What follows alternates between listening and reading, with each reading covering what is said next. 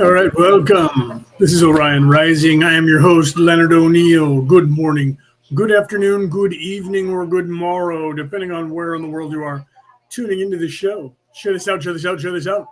Okay, it's Friday. For some of you, a few who are ahead of the game over there, just on the other side of the Prime Meridian, you guys are into Saturday morning, early morning, right? Depending on if you're Australia or that neck of the woods, some of the Pacific Islands out there, welcome. Otherwise, it's Friday. For everybody else, it's 3 p.m. on the West Coast of the United States. That's where I'm at. That's 6 p.m. on the East Coast of the United States and Canada, by the way, and most of Mexico and that whole region. Mexico is the same time zone as me over here. And I think Mountain Time, what we call Mountain Time. So welcome. Share this out, share this out, share this out. It's Friday, so we're going to be doing the Law of One. We finished session 24 last week, so we're going to start on session 25. So like I said, share this out. We are live on YouTube, Facebook, and X, formerly known as Twitter. So I don't know if that chat comes into here, so I apologize for anybody who's listening. But then again, all of you around the world that are listening on the MP3 broadcast, not the MP4 version of the broadcast, you can't talk in the chat anyways. So you guys have to get in contact with me afterwards for your questions, which I do take, by the way, and I do work with people. So for those of you listening around the world in the 70 plus countries that are tuning in, welcome. We love you guys. I know who you are because I do keep track. I have three different engines, four now that Facebook, and I don't know if Twitter does it. I'll have to find out. X. I don't know if they do it. I'll have to look into their thing, see what countries you guys are in. But I do pay attention on Podbean, which I pay for, and Spreaker, that filters everything in from all of the podcasts around the world. So whatever app you're using, wherever you are on the planet, I get notifications. So I know when you've listened. I don't know exactly what time of the day, although I can look into that too, because I don't normally look into those kind of analytics, but I do like to look into where and what countries you guys are in. And I was actually surprised at the countries. So it's pretty insane, the amount of countries. I bring that up because I do post a lot of reels or whatever they're called on the platform that you're on, short, reel, whatever it's called, on the platform that you actually watch those, whether you're on TikTok, Twitter, Facebook, YouTube, Instagram. I don't really post anywhere else though. But then everything gets forwarded, to people. However, I bring that up because because I throw music to most of the stuff that I post that has to do with the post itself. So I'm not hitting you only with a visual, but I'm hitting you with sound, vibrations, words. And so it's basically all three things from the universe that are the secrets to the universe, which is, I'm not going to get involved in that, but I have a meme for that that's out there, or a reel, short, whatever you want to call it, that you can look into that quotes Nikola Tesla when he talks about that. So I do that on purpose, but the reason I say this is because lately I've been posting things that have been coming up on a couple of platforms that it's banned in. That song is banned in some countries, and it just shows that simple songs that we take for granted in what we call the free world, when we hear those priests of that religion of evil, when they say the free world or the West, which they would consider the modern world or non-third world countries, and I'd like to know what the second world countries are, by the way, because everybody talks about that and they say that, all the developed countries are all first world countries. And then there's third world. Well, where's the second world? Which ones are those? We just skip over that and go to the third world. Anyways, I have this obsession with trying to make things 3D, third world, Midgard, Middle Earth, that has been used in all the literature around the world. So they try to say that that's the place of poor people that are undeveloped. So I've noticed that a simple song that we put out that is everybody listens to gets banned in like 50 countries around the world, mostly like Russia, China, North Korea. The communist countries around the world don't allow people to listen to positive music, apparently, more than I had thought until I started posting these, and I'm getting notifications saying some people can't, I can get it if they say that copyright laws don't allow in certain places, which that's one way of canceling things or controlling what your population can hear, but then outright just that music can't be played in that country. And I've had them do the same thing with visuals, where even in this country, they're like, well, that's not real information. That's misinformation. And then it becomes fact a year or two later, but they still leave it as misinformation. They're deleting people off of platforms for things that are just against what they're preaching. And then a year or two later, it's actual fact. But do you see those same platforms going back and going, hey, you know what? I'm sorry. We'll put you back on our platform because we were wrong in what we said. No, but yet here in the United States, there's this big fight over legalizing marijuana. And there's a lot of people that have been put in prison over the years for possession and distribution of marijuana. And when they legalize it, they're like, okay, it's legal. Some people were prosecuted for this. They should be let out of prison. And the same people who will not let you out of the prison of being deleted and stifled from your free speech are saying these guys should be let out of prison and given compensation for the time they were put into jail. Yet you get put into jail for words, and then when those words change and it's no longer illegal to say those words, all of a sudden, or though they were proven correct, all of a sudden they forget about their own fight for freedom and justice. And they're like, nope, he was off the platform for a reason. And it was because he went against our terms of agreement, which was, we don't like what you have to say, right? Okay, so like I said, share this out. We're going to get into the Law of One today. We're going to get into session 25, I think is what we're on. All right. So without any more, let me a commercial really quickly. Tomorrow at noon, West Coast America time, that's GMC -7. Tomorrow, I will be on Jacqueline Taylor's show with a bunch. She's producing a show about psychic abilities, mediums, people that are awake, people that are healers, whatever abilities that you have that are working in the industry.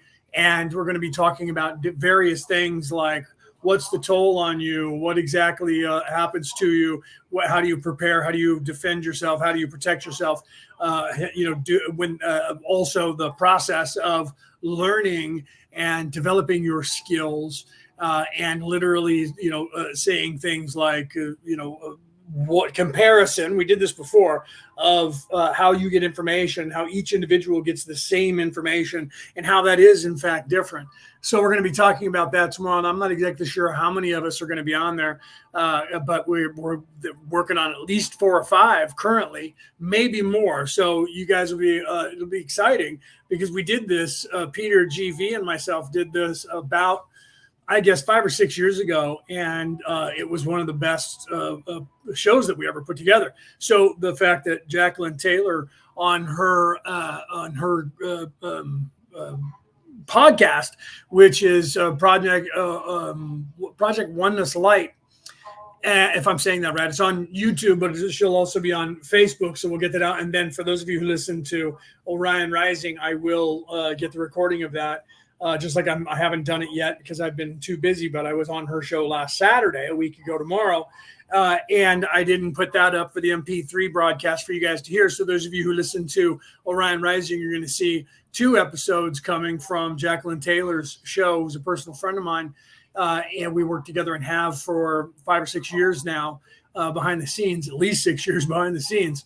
So she's producing that, and I'm going to be on there with her tomorrow, along with Peter GV from South Africa. I'm hoping to get Peter Coyle from Ireland, and we have a few psychics that we're talking to that may or may not show up depending on their schedule.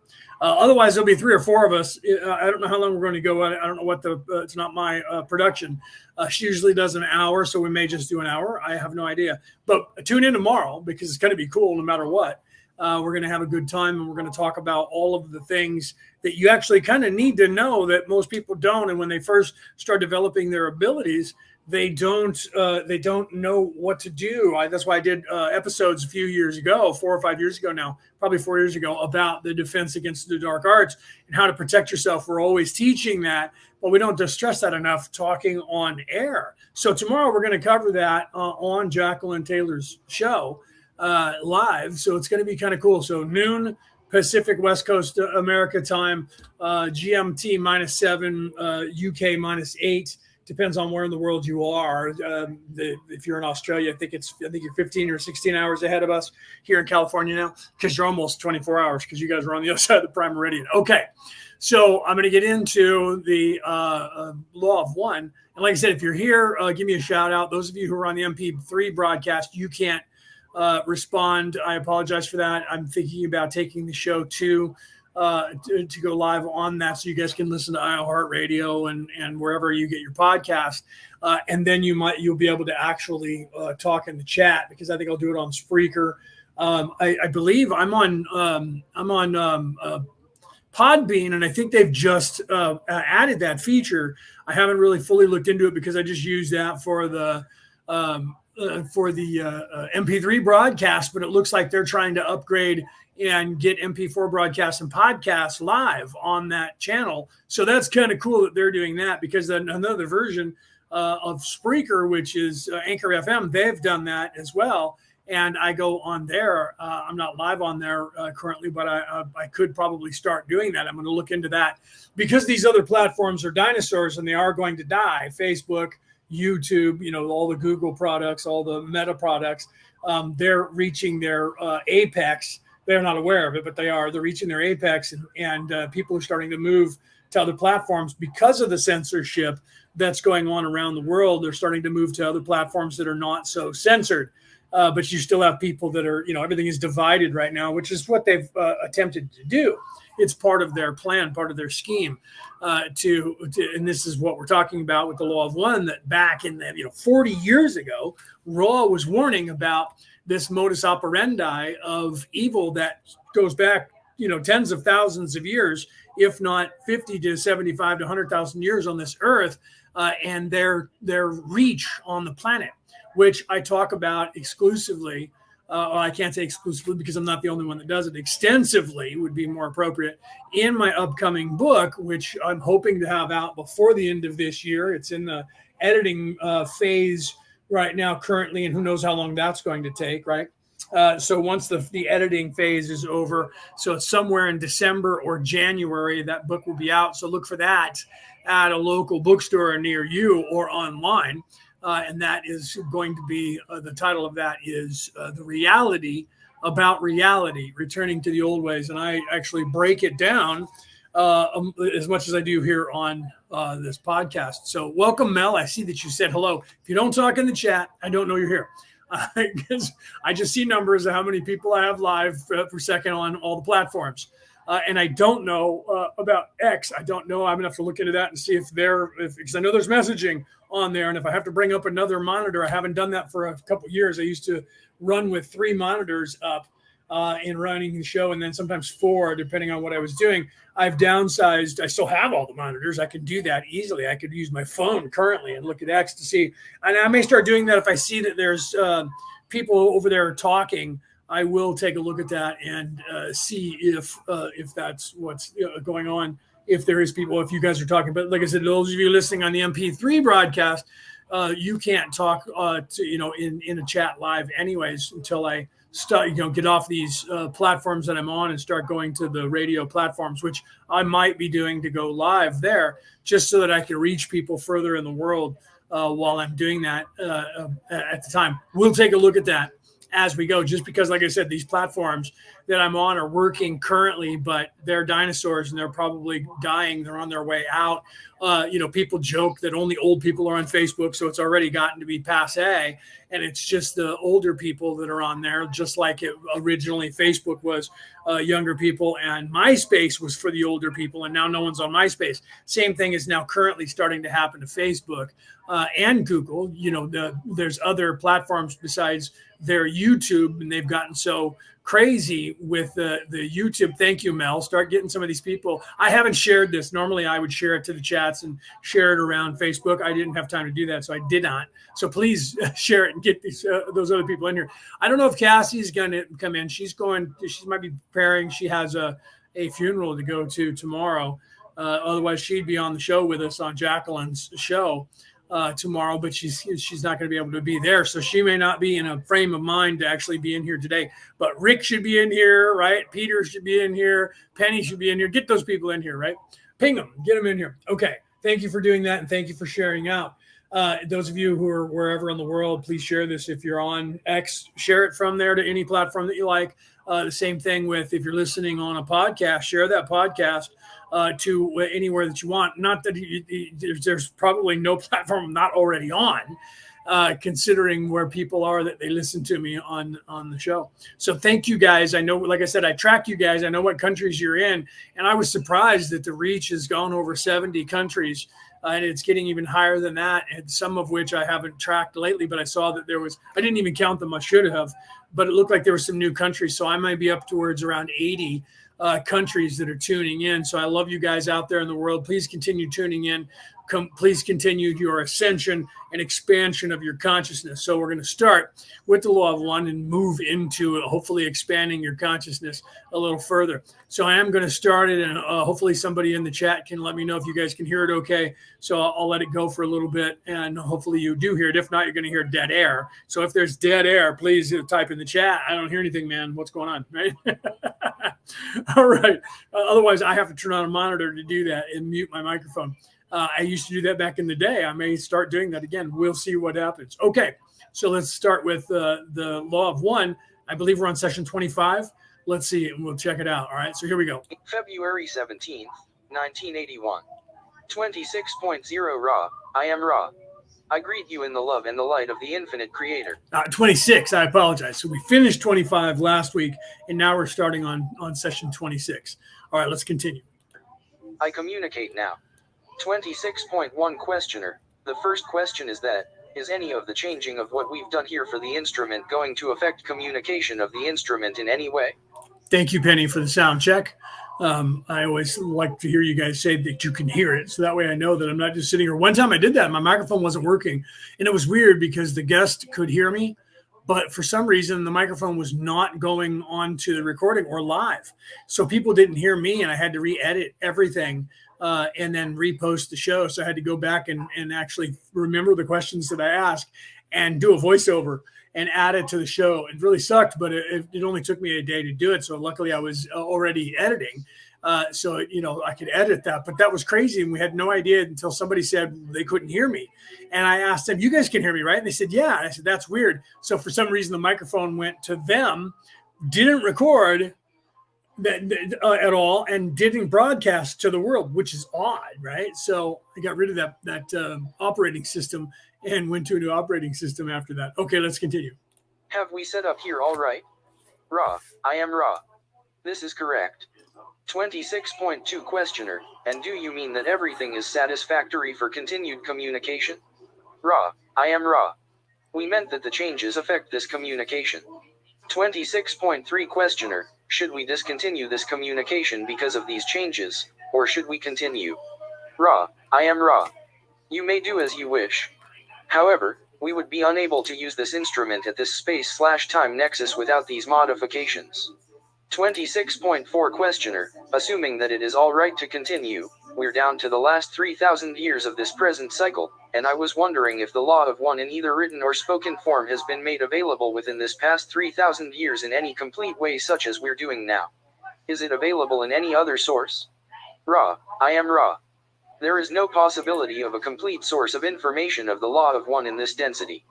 However, certain of your writings passed to you as your so-called holy works have portions of this law. 26.5 Questioner. Does the Bible as we know it have portions of this law in it? Ra. I am Ra. This is correct. 26.6 Questioner. Can you tell me if the Old Testament has any of the law of one?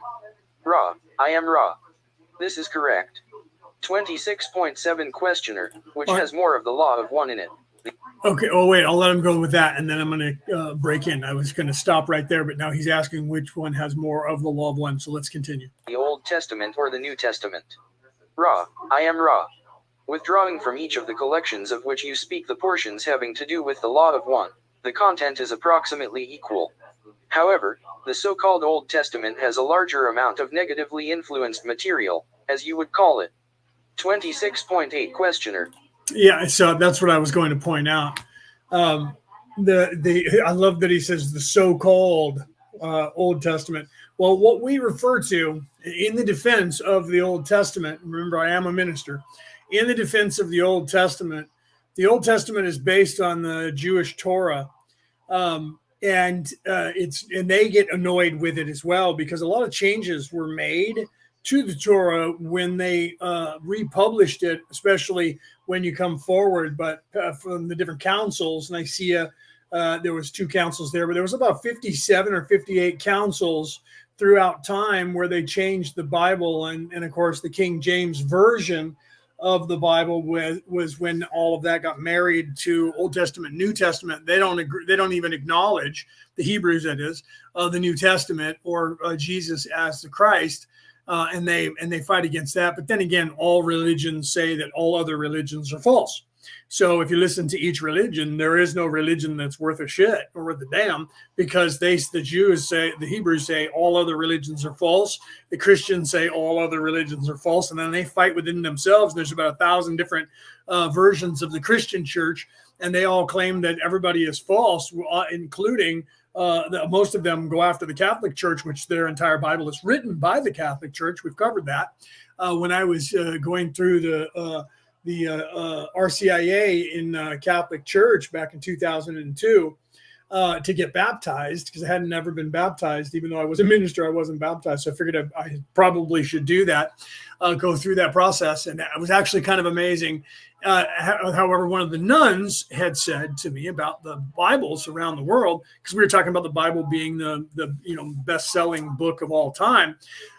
Every year, it's the number 1 bestseller. It has been for decades, even hundreds and hundreds of years. So she said, look, you don't realize this, but all the curriculum, all the Bibles in all of these churches are written by the Catholic Church. They're all published by the Catholic Church. There's only 4 publishing companies on the face of the earth that publish Bibles, because they've bought everybody up and they're huge. They're all owned by the Roman Catholic Church in Rome. And I was like, no. And she says, go to a bookstore and look them up, or go online, because this was, 2002. So it wasn't as like now where you just go Google that. I mean, even though it was starting back then, Google that. Go online and look that up. And I did. I looked up all the publishing companies around the world. And there's 2 in the United States and 2 in Europe. And they pretty much print every single Bible that is what we call Western Judeo-Christian, New Testament, Old Testament Bibles. And all of them are owned by and operated by the Roman Catholic Church, the Holy Roman Catholic See. So everybody's like, no, I don't believe what those Catholics are preaching. And I'm like, your Bible is written by them. Your curriculum of teaching is their curriculum. They wrote that and the Bible for you. So and then they turn around and they're like, oh, those Catholics, they don't know what they're doing. They're just evil. Those people are stupid. And I'm like, even like all of the religions are that way. And they all say that everybody else is fake, and that their creation story is a myth, and only our way. It reminds me of the way covens were when they were like, we don't want anything to do with those crazy Christians. And I'm like, you are Christians. You're becoming them. You adopted their hymns, and you changed the hymns to say what you wanted, but it's their hymn that they wrote that's 4,000 years old. So you're just another version. And they got all mad at me. They all wanted me in their coven until I started pointing out that they were Wicca light. They were Christian dark, or Christian, Christian/pagan. And they were like, no, we're not. We're pagan, really. So then why do you sing "Now We Gather at the River"? Only you're saying "Now we gather at the around the fire." It's the same song. That's like singing "America the Beautiful," and everybody's like, "Yeah, that's a great song about America." It's actually literally "God Save the Queen" or "Now God Save the King," with different words. So it's a farce. So you're like, "America the Beautiful," and what you're really saying is, "We're owned by the King. God Save the King." And you should look that up. Listen to the song, and then listen to "God Save the King." because it used to be God Save the Queen for everybody that's alive. There's only a few people that were alive before when there wasn't a queen, before she became queen, because that was a long time. That was way before I was born, to like 10, 15 years before I was born when she became the Queen of England. Okay, so my point is that all these religions are fighting amongst themselves, and I wanted to point that out because Ross talking about it right here, and then we'll get back on point. That even in their religions, everybody thinks that when you read all these religions, when it says God, made everybody speak in tongues, and they're like, yeah, that means that all the foreign languages, so they don't understand each other. Well, that's not true. If that were true, then I wouldn't currently be learning 22 different languages. So it's not true that it's the language is the barrier. It's the culture that's the barrier. That's what's called lost in translation. It's not actually the language itself that gets lost in translation. It's the culture of what the words mean in that culture that change because the word, if you change the word is the word. The word, bird is the word, right from the song. The word is the word. It's just what that word means in one culture is different than what it means in another culture. Perfect example of that is, and then time changes all meanings. And I talk about that in my book, and I give you the base root, Latin or Greek, that words came from that we use in the modern day. And this country is obsessed with the Greek. Almost all of the words that we use in English have a base root from Latin or Greek. That's the truth of it. If you speak a European language, that European language is either Viking or Latin based or both.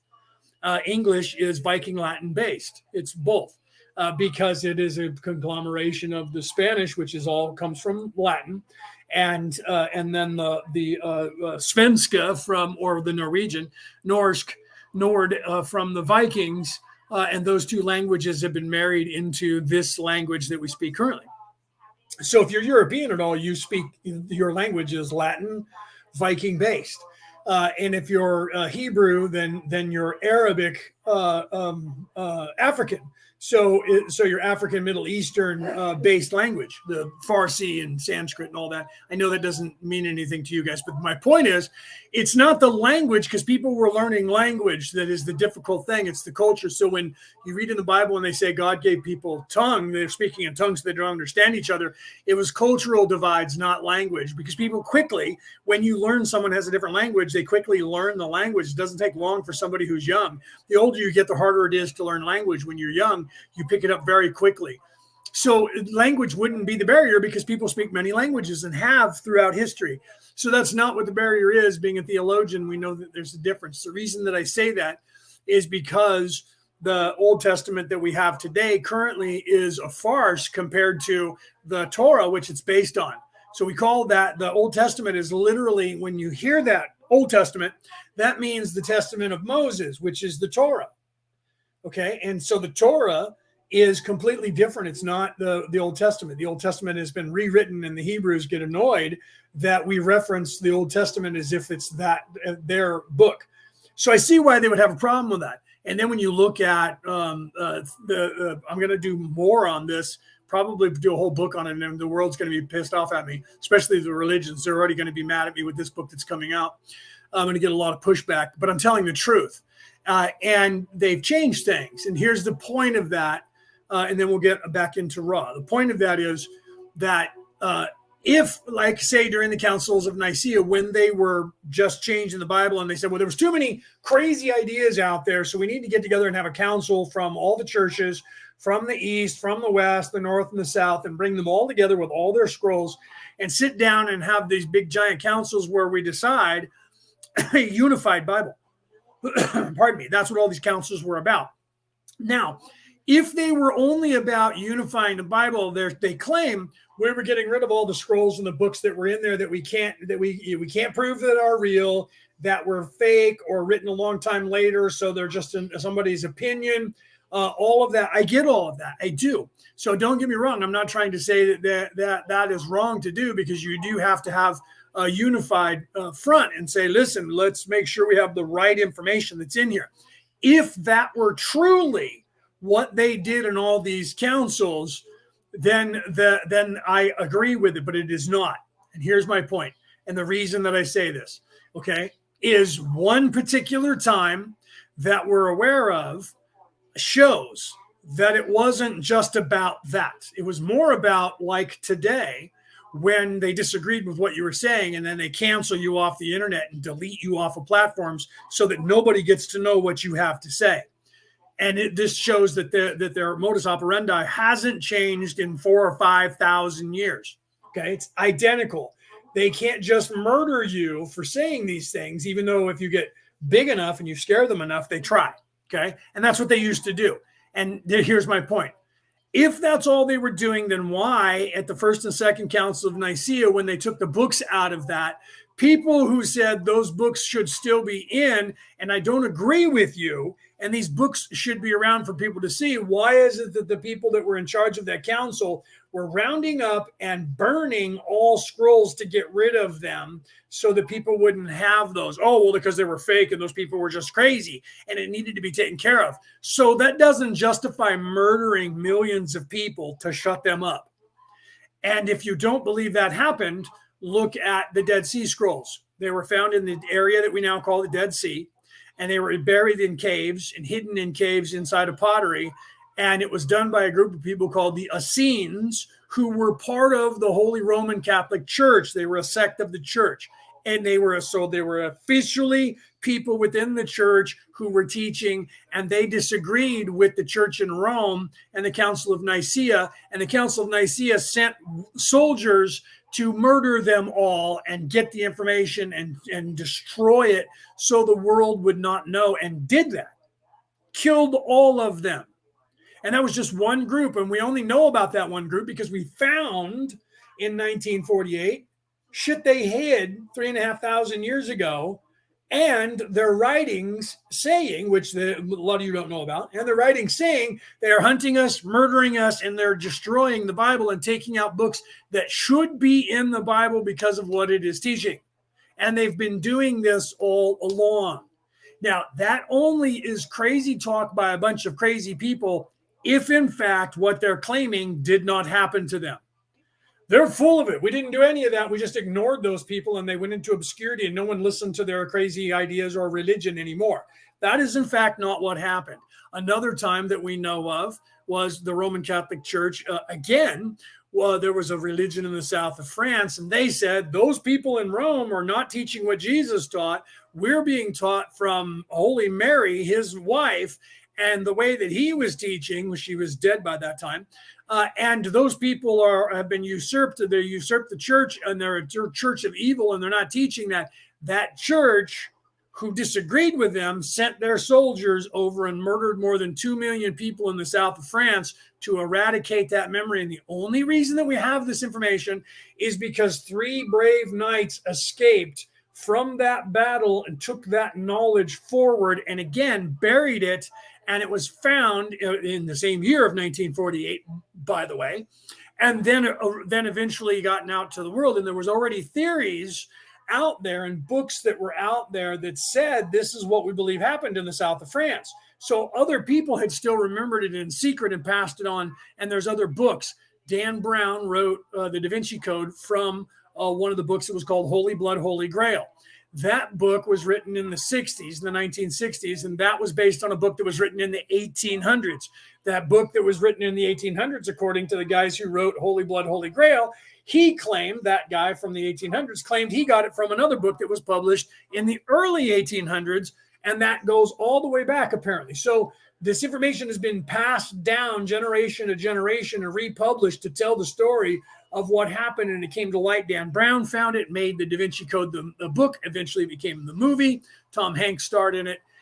And now people know that was a theory, that was a working theory that was going on. Okay, and all that was based on a massacre that took place in the south of France that nobody in history knew about until the modern day. So for over 1,000 years, almost 2,000 years now, that took place and no one knew about it. Those are only 2 examples and I could go on all day long about the examples that these current churches, not just the Roman Catholic Church, but other churches as well. I could tell you about the Hebrews doing the same thing. The Muslims we know have been doing that for about 1,000 years, right? Just like the Christians have. So all of these religions in the modern day have been murdering people to control the narrative of the churches themselves because they have changed the narrative. And Raw is literally just now saying that the so-called version of the Bible that is called the Old Testament has a lot of negative influence in it. And anyone who reads that can't say that it doesn't. Now, if you read the Torah, it's just as negative. And that's what pisses them off, because people like me go, that doesn't sound like some all-loving, all-knowing creator of the universe. Why would that person talk like that? The person that is in most of these old scriptures that we know have been changed from the original form, it's all negative, and it's all do as I say, not as I do, and I will murder all of you, and no one is worthy, and all of you must die to the last person, including unborn children in the womb and innocent babies. There's all these examples. That is not an all-knowing and all-loving creator God of anything. That is a human being who has an ego, who has a mentality of between 11 and 14 years of age, maturity level. Otherwise, you don't act like that. Adults don't do that. Children act like that. So that's my point of that. And that information that is painting that dark picture and that ego is not, I will say that again, the information that is egoic in all of these scriptures is not in any way anything other than a human being who wrote that. Because God would not talk like that. And if God does talk like that, me, this lowly, tiny little human being that is absolutely useless and worth nothing on the face of the earth, is more in fact, godlike in the state that I am currently in my maturity level, than the God of most of these scriptures. And that can't be so if there is a God of the universe that is a great master creator. So the reason I tell you this, and this is going to piss off all the religions, is that all of that scripture was written by human beings, not written down while a God was telling them that. Okay? Because those stories wouldn't be that way. God would not be like Sodom and Gomorrah. Nobody there. No one there. 100% of all the souls there are evil. I hate them, and they're all going to die. And he killed everybody in Sodom and Gomorrah. Listen, read the story. That's just two examples. There were many others. Okay? And I talked about that before, about the Adam and Eve in the Garden of Eden. That whole story was completely different, and they changed it. It's been corrupted. That story is the story of the Christ oil, and it is the story of ascension. And eating from the tree of life is not a tree that was growing in a garden, but that was used as a metaphor to tell you about it. I kind of cover that in my book as well, and we talk about that a lot. So my point here is that you have to realize these things, because if you don't, and you don't look at these, start seeing all of this narrative that is childlike, and the reason I point this out is Raw's examples and what Raw is telling us. Okay, the modus operandi of the Orion Crusaders, the evil people who are in service to self, they actually can only operate in the 3D. That is what they called in all of the Old Testaments around the different Bibles and tomes of the flesh. They cannot speak as an ascended person being ascended master, because they cannot ascend in any way to be righteous enough to speak that way. They are, by their very nature, the nature of the beast, the number of the beast, they are third dimensional, not third density beings. Therefore, maturity level, they may think that they have a high intelligence, and some of them may have a decent intelligence, but their maturity level is between 11 and 14 years of age. And they are not any more mature than that.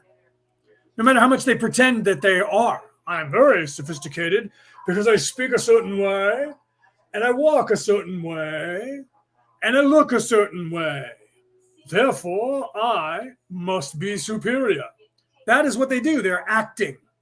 They put on clothes, they flaunt that, they speak a certain way and teach their children to speak that way, act that way, think that way, but they're children. There's no difference between a 5-year-old dressing up in a suit and a tie and being taught how to speak, how to walk, how to talk. You can do that with a dog or a monkey. Sit, stand, stand at attention. Those things are third dimensional.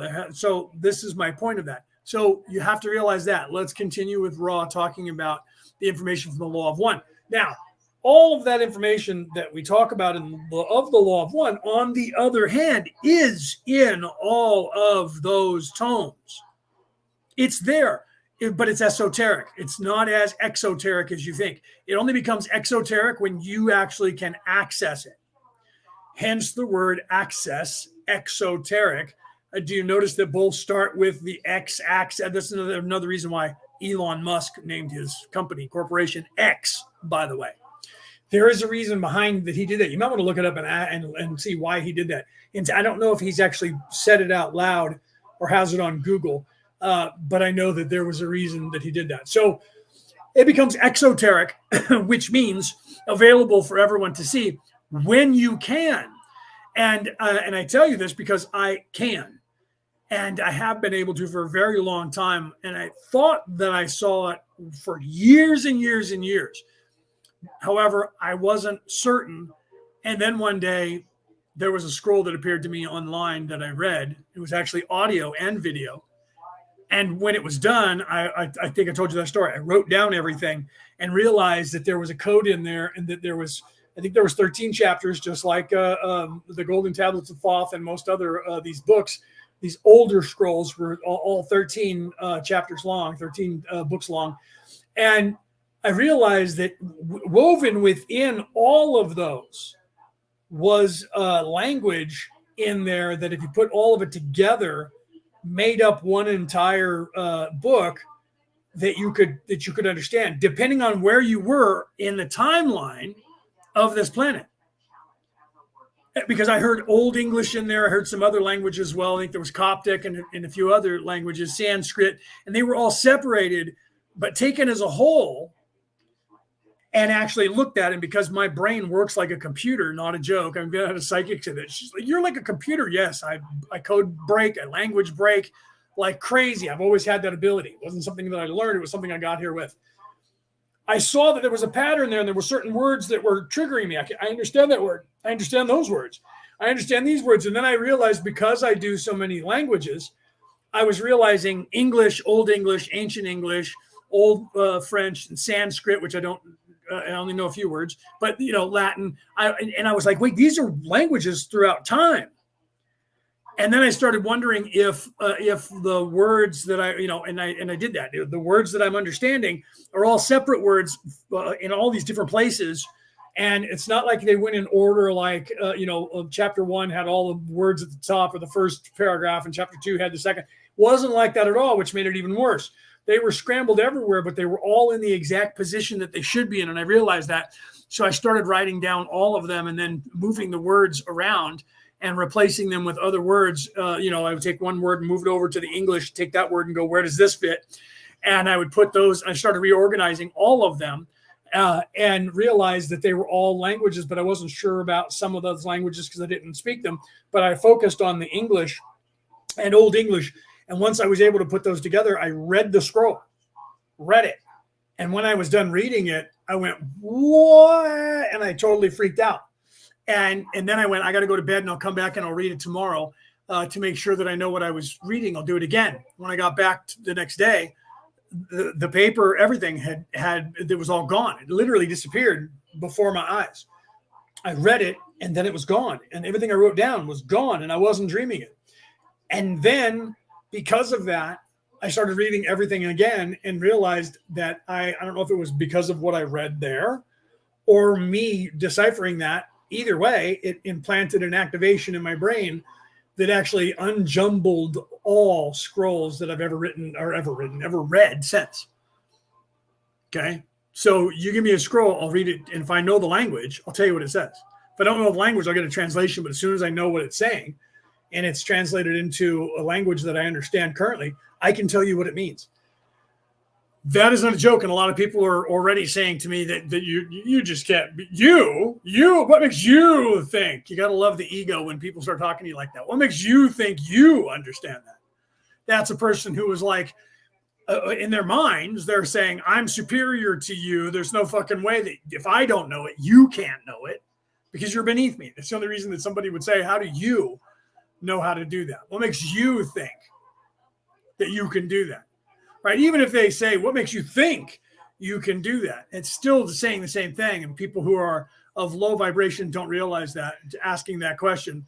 Right? And I get that. And I'm not saying that people shouldn't ask me that question because they should. I would ask somebody who's saying that question as well. Okay. And so don't get me wrong. I'm not saying how dare they ask me that question. They need to ask the question. But the way they ask the question tells whether or not they will even want an answer. Because if they're attacking you with ego, they don't actually want an answer. They're just trying to figure out a way of discrediting you. What makes you think you can do that? Next thing that's coming through is this guy doesn't know what he's talking about. He's an idiot. And that's what they're going to do with it. They're already just, you're crazy. And they're not ready for the information. They can't know the information. Therefore, they have to discredit you because of a lot of other reasons. There's Peter. There's my brother. Hey, Peter, tomorrow, I was going to talk to you. I'll probably send you a voicemail after this. Peter Coyle I'm talking to now, in case there's another Peter in the audience. Tomorrow at noon my time, which is 8 p.m. your time on Saturday, because today's Friday. It's even Friday for you. It's just late for you. Jacqueline's going to have a roundtable of light workers, mediums, psychics, and the like. And we're going to talk about, I'd really like to have you on with us to talk. We're going to talk about our abilities, what we go through, how we get attacked, what the toll is on us for doing what we're doing physically, psychically, and the like. And I would really like to have you, Jacqueline would like to have you on there live with us to talk. So we'll talk after the show today. I'll send you a couple voice texts and we'll see if you're busy tomorrow at 8 p.m. your time, Saturday night, because that's noon my time here in the West Coast. And we're going to go live on Jacqueline's show, Jacqueline Taylor, our buddy, our pal, our girl. And so she wants Peter GV from South Africa is going to be there, and a couple of psychics, I believe, besides us. I'm not exactly sure how many people, but there was one or two or three that said yes. So, Peter, I would love to see if we can get you on there to talk, because you need to get back out there and talk to the world. You do it on your shows, but yeah, like me, but we need to start doing it on other people's shows as well, right? Because we're going to be moving and talking around the world. Okay, so I'm going to get back to the law of one. Literally, Ra said at this point, the so-called Old Testament has got a lot of negative information in it. Can you tell me about what percentage is Orion influenced in both the Old and the New Testaments? Ra, we prefer that this be left to the discretion of those who seek the law of one. We are not speaking in order to... Right, Rick, you're Saturday already, right? So it'll be Sunday morning for you that we'll be live. Or actually, okay, so it's 8, you said it's 8:49 for you there. It's 3:49 for me here, right? So that's 9 hours to midnight plus 8. So that's you're almost 17. So you're 17 hours ahead of me. I thought you were 16. Either way, 16 or 17 hours. So we're going to be noon my time. So that's going to be probably 6 a.m. for you, right? Or so, because at noon my time would be midnight plus 7 a.m. So 6 or 7 or 8 a.m. tomorrow, Sunday morning for you is when we'll be live on Jacqueline's show. We'll put it in the chat. So if you're up that early at 7 o'clock in the morning, we'll be on the air. Okay. Oh, you have a magic gig tomorrow at 8. Okay. So I'll text you later and we'll figure that out. So if you have a gig tomorrow, which I thought you might be doing stuff because you're on the weekends, you usually got something going on. So if you can't be on, that's all right, Peter. But I'll talk to you later on tonight about that, right? I know you're up late anyways. I know it's late for you already because you're in the UK on UK time. So you're 8 hours ahead of me. So if I'm 4, you're at midnight now, right? Okay. So to what percent, Dawn is asking, to what percent is the Orion Crusaders influencing the Old Testament and some of these testaments is what he is currently asking. Judge. Such statements would be construed by some of those who may read this material as judgmental. We can only suggest a careful reading and inward digestion of the contents. The understandings will become obvious. 26.9 Questioner, thank you. Could you please make the instrument cough? Ra, cough. 26.10 Questioner, thank you. Have you communicated with any of our population in the third density incarnate state in recent times? Ra, I am Ra. Please restate, specifying recent times and the pronoun, you. 26.11 Questioner, has RA communicated with any of our population in this century, in the last, say, 80 years? Ra, I am Ra. We have not. 26.12 Questioner, has the law of one been communicated within the past 80 years by any other source to an entity in our population? Ra, I am Ra. The ways of one have seldom been communicated, although there are rare instances in the previous 8080 of your years, as you measure time. There have been many communications from fourth density due to the drawing towards the harvest to fourth density. These are the ways of universal love and understanding. The other teachings are reserved for those whose depth of understanding, if you will excuse this misnomer, recommend and attract such further communication. 26.13 Questioner. See, now that, I wanted to stop right there. That information right there tells you something, okay? So the law of one, he's asking specifically the law of one, has it been communicated on this earth in the last 80 years? Yes and no. No to the mass populace, however, because of the harvest that is coming up, a lot of information is being passed by those people to be able to go into the fourth density, fourth dimension. Okay.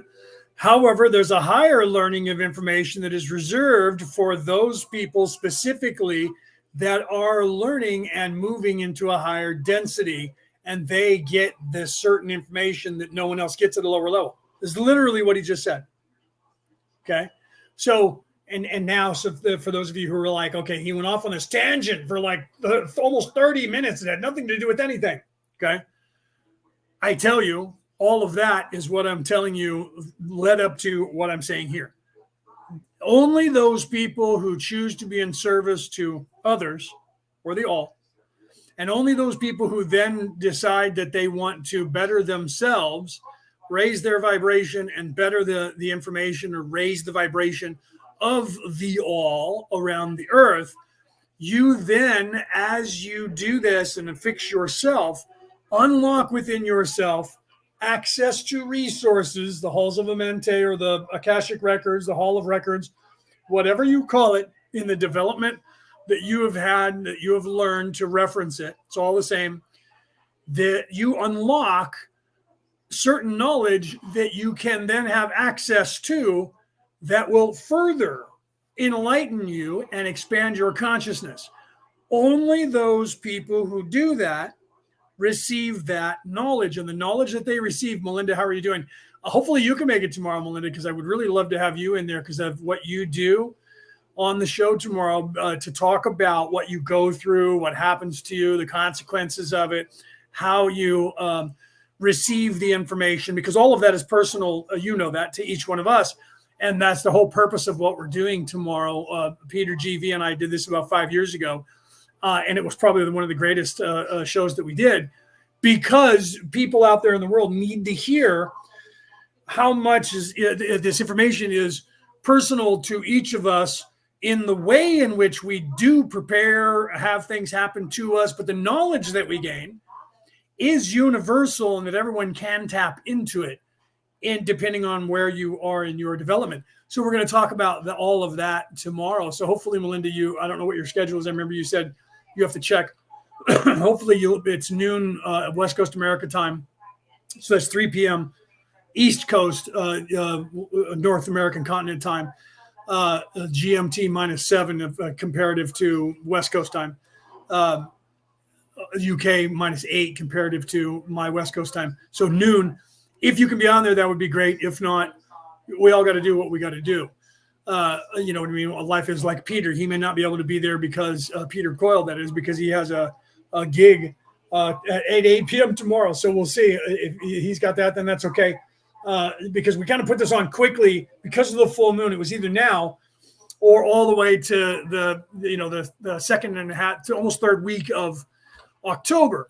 So because we have the next phase of the October 31st and Samhain for those people who are European, Halloween, All Hallows Eve, the Day of the Dead, or the All Saints Day, depending on what religion you are, and the rest of the world.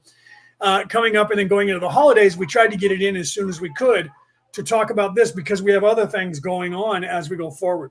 So hopefully, Melinda, you can make it tomorrow at noon. That would be kind of cool just to have your voice there so that you can get that word out to people and they can see the examples of all of us that are different but the same. And this is what we're talking about here and what Ra's talking about on this knowledge that you can actually access. But only those people who are doing light work can access that. Karen, welcome. Hi, Denise, by the way. I didn't say hi when I saw you earlier. You said hi, and I didn't say hi. I apologize. Karen, hi. I only know you're here if you say something, guys. So if you don't say anything, I don't know you're here. A lot of people come in and go out and don't say a word. That's okay, too. Some people are shy. All right, let's continue with Ross. So he's literally just said that there are certain information that is esoteric in a sense. He didn't say that word, but that's what he meant. That you can only unlock because you're doing the work and you're actually able to unlock that by raising your consciousness, expanding your consciousness to unlock those potential informations to be accessed by you. Did the Confederation then step up its program of helping planet Earth sometime late in this last major cycle? It seems that they did from the previous data, especially with the Industrial Revolution.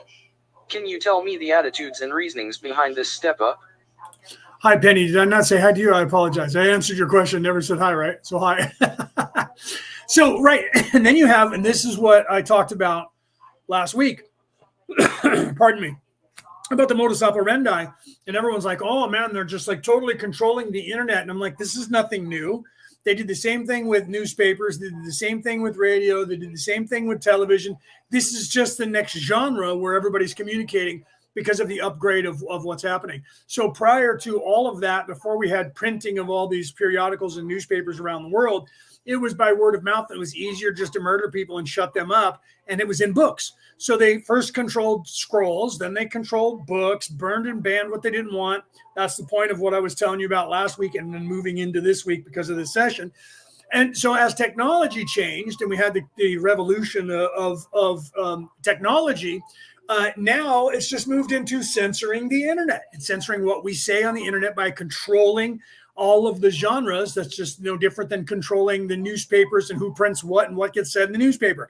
Now it's the newspaper is Facebook, YouTube, Instagram, TikTok. Those are all the new versions of newspapers, communications, radio shows, television shows. It's all on the internet now. It's no difference. Everyone's like, oh, they have this whole new way of control. And I'm like, no, not at all. It's identical to the way it's been for all of time.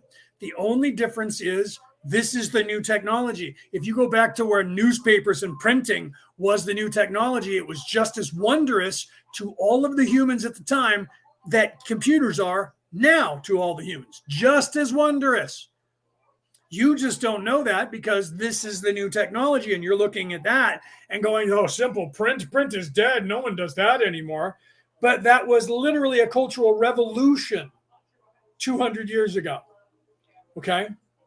As big as the internet is now. These are the things that you have to start looking at in your mind and seeing things for what they actually are. Okay. So, and realizing there is no difference. People are like, oh, all these people are evil and they're not even hiding it anymore. No, they've never been hiding it, people.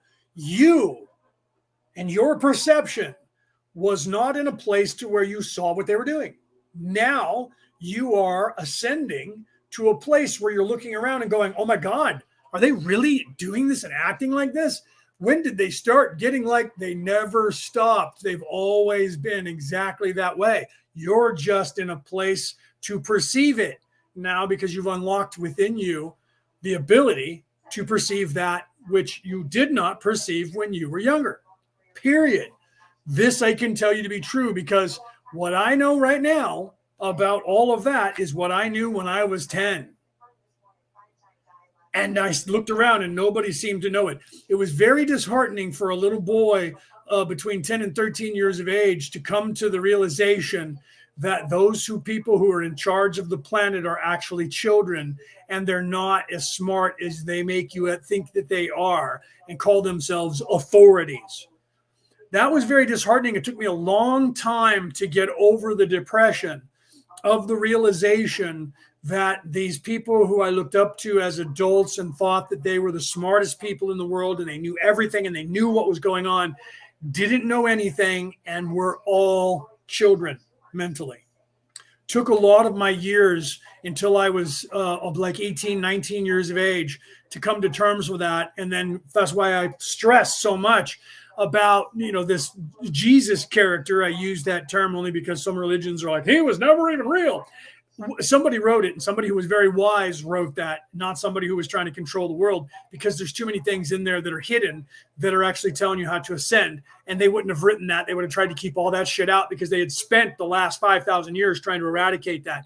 So I talk about that in my book, and I'm going to do it even further as time goes on to show where everyone's like, Jesus was invented by the Romans. No, if he was, whoever was telling them, this is what you guys should write about, man, this will fuck them up, was actually getting them and using the Jedi mind trick on them who created Jesus to try and control people to have the opposite effect, because that is in fact what has happened. Okay. Not just because of luck either. Oh, it's just got out of their control. No. I can tell you what Jesus was saying and translate it to you. And whoever wrote that was writing it to get around algorithms that didn't exist yet. Okay.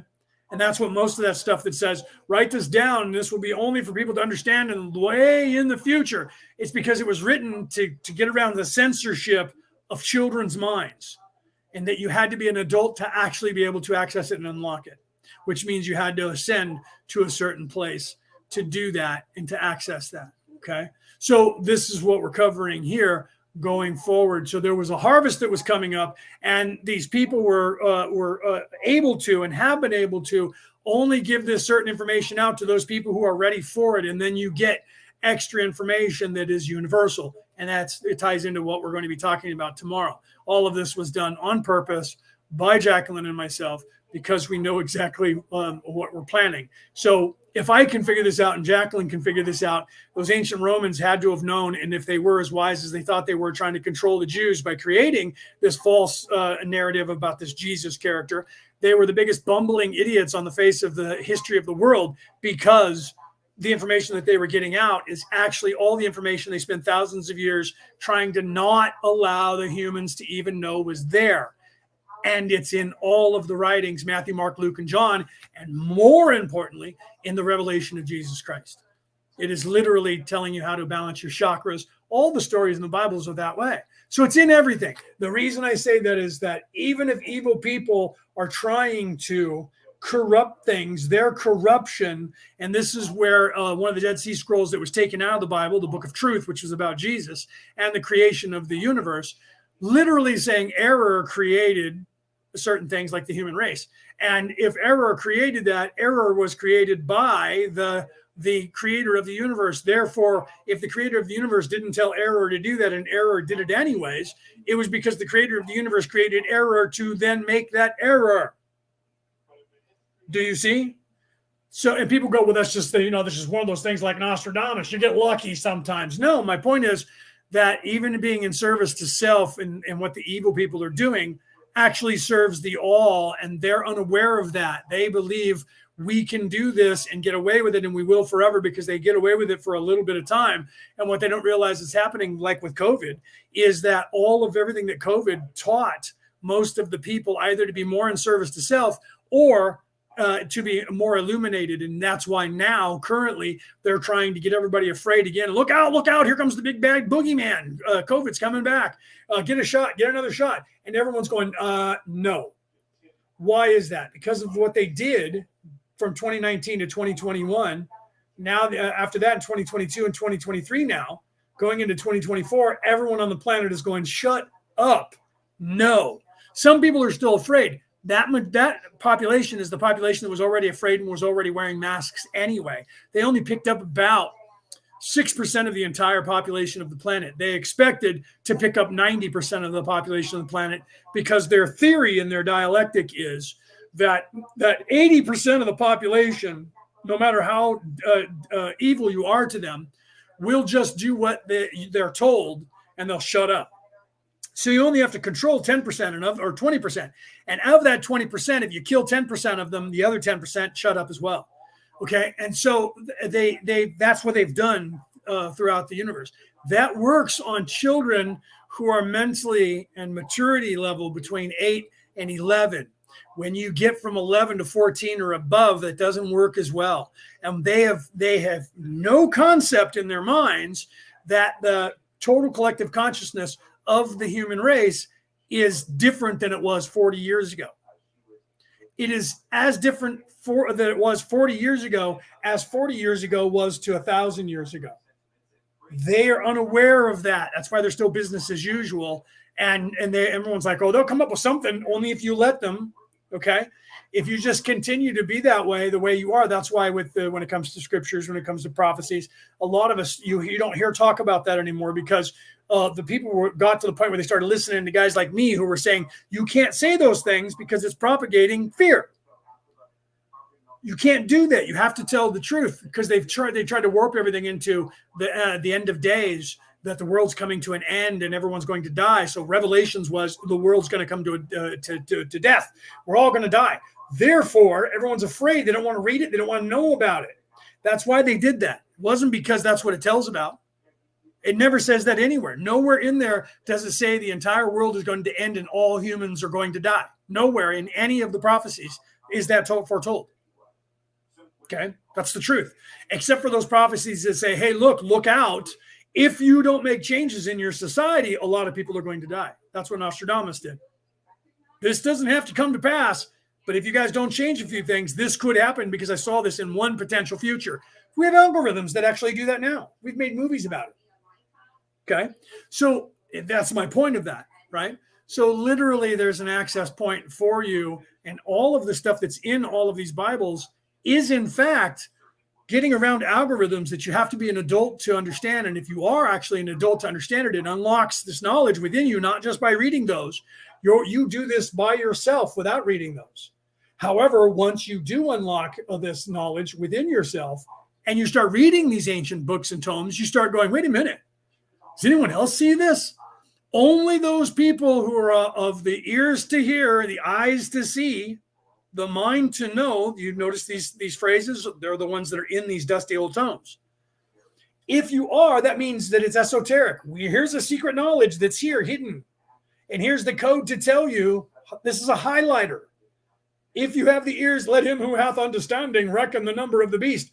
Before it is a human number, everyone's like, yeah, it's the number 666. We all know that is the devil. That's a corruption that's not true. It is actually the number of the humans, the human race. 666 is this third dimensional place and the human condition in this third dimensional place. And if you don't believe me, go to my pages and look at the reels or shorts or whatever they're called. And you'll see in the last 7 or 8 that I posted in the last 2 weeks, you'll see that that's exactly what we talk about. And go back to Jacqueline's show last week and the 15-minute commercial for last week, and then 2 weeks prior to that, and listen to what we talk about. And you will see that we're showing you images that show you how they got to 666 and what they were trying to tell you in these books. But it was corrupted, and the information was not given to you fully, like the Garden of Eden scenario. The information is not given to you fully, and they turned that into all women are evil because of original sin, because the woman didn't listen to God and then tricked the man. So it's not my fault. I'm a man. It wasn't my fault. It's you evil women's fault, and therefore you're second-class citizens, because the woman was the one who figured the shit out first. So you got to shut them up. That was what that entire scenario, how they created that and recreated that story and morphed it into the one that is there today for the Garden of Eden, was to shut up and stifle women. And they've been doing it ever since. They put out a book in the 15, 16, 1700s into the 1800s called The Witch's Hammer. And they used that here in the United States in Salem. And they murdered women to shut up all free-thinking women. They've been doing that across the earth ever since. And that's what they did with the Bible when they changed the meaning of that particular story, was to shut women up. And then they treated you guys like slaves and like ownership forever until you fought for your own equality. And thank the gods that the shift was happening as we were moving into the age of Aquarius, to get the feminine energy back into our equation. And going forward, that energy is going to become dominant. And is now, but there's people that are fighting against it. Some of you don't know what I'm saying, and some of you out there are going, "Oh, here's one of those men who wants to be a woman." It's surprising they still make that model of man. But then on the other side, there's the women that are the same way, that are the opposite completely, and they're surprising they still make that model. But you have to have that, right? So those low vibrational thinking children are not going to get what I'm saying, or they think I'm nuts. Most of my family thinks I'm crazy. Okay, let's continue. Is there any reason other than that they just wanted to produce more leisure time in the last, say, 100 years of the cycle? Is this the total reason? Ra, I am Ra. Right. Peter said this is why people need to read. It said leave, though. That's his accent and him talking to his thing. That's why people need to read the emerald texts versus the real, right? At knowledge. And then he did some math that you guys, if you know math, you can figure that out. It'll take me a second to figure it out, but I see where he's going with that. And literally, he's correct, 100%. Rick said yes, right? Literally, he's correct. So you have to read these texts, these ancient texts, but when you go online, it's really hard because there's so much disinformation out there that, like, if you look up the Hermetica, everyone's reading and listening to the Hermetica. And now finally they're actually putting a disclaimer on there saying, be careful, because this is based on like H.P. Lovecraft and things like that. And this is actually not the real book, and that it's been changed. And I noticed that when people were reading it, like, what's his name? Peter Ganji. No offense to him, because he's a great man and makes a lot of money and he does voiceovers. But the people who wrote some of the stuff that he goes into detail in voiceovers, they changed from the original where it said God. Their own people, Africans in Egypt, used the term God 5,000 years ago. But now, because that's passé, and the modern people looking at ancient Egyptian culture are picking middle to modern Egyptian culture, and they're translating the word God to Ra or one of the other deities in the religion that they think is the original religion of the Egyptians, which is not. It's post-dynastic, but it's modern post-dynastic. And the Egyptians, all of their scrolls, which you can read in the Book of Kells, which Peter always talks about, and the Colburn Bible in Scotland, those scrolls came from Egypt, came out of Egypt during the Crusade, or I'm sorry, not the Crusade, during the Exodus with Moses. Jews and Egyptians who left Egypt with Moses to go back to Jerusalem brought with them this ancient knowledge from Egypt. And those scrolls never referred to God other than God. And it wasn't a translation. But these people now are going, well, we should be talking about Thoth, depending on potato. But they don't. They usually say, Ra or Hermes, and those are gods, but they're not the actual ones from the actual scrolls. Now, Hermes being the Hermetica, if you want to read the actual translation of that book, instead of reading the Hermetica, read the Corpus Hermeticus. Corpus Hermeticus is a Greek translation, but the Greeks did not change anything. Just they translated into Greek, and then those words were translated into modern English without changing the meaning of the book. So the oldest version of this Hermetic text is the Corpus Hermeticus. Okay, and that is a completely different. It's not 100% different. It's not, but it is as different to the Hermetica as the Old Testament is to the book of Quran, the Torah, the Hebrew Torah. It is that different. So if you read the Torah and you read the Old Testament in the Christian, Western Judeo-Christian pantheon, you'll see there's a complete difference in the narrative. The same thing with the Hermetica and the Corpus Hermeticus. Corpus Hermeticus is 5,000 years old. The Hermetica was printed in the 1800s. Okay. So you need to look that stuff up. That's the stuff you have to do when you're researching. You can't call yourself a theologian without researching this stuff. Okay. So there's people out there who are into theology, but I don't have a piece of paper by somebody in the third dimension in that particular genre. But I've literally started learning about religions when I was 6 years old. And I have spent my entire life trying to learn every religion, everything about them, everything about their origins, all their translations, my entire life. I know it all on it? Nope. Still learning. You can't ever know everything. There's never going to be a time when I'm waiting for the human to go, I got to the end of the internet and actually said that you've learned everything. It's infinite. So you can't. Is there people that know more than me? I fucking hope so. I hope so. We're in trouble if I know more about theology than anyone else. If I know more about any subject than everyone else on this planet, we're in trouble. So I hope there's other people out there. And I always know that because I can look them up and find them. And it's refreshing to find somebody who teaches me something. I'm not saying that doesn't happen because that would be arrogant. What I'm saying is because everyone teaches me something when I talk to them long enough, it doesn't take long because you guys have a different point of view, every single one of us. So when I say something, then someone repeats it back to me and says, what about this? I'm like, what? I never even thought of that. If I did, I probably would have said it that way.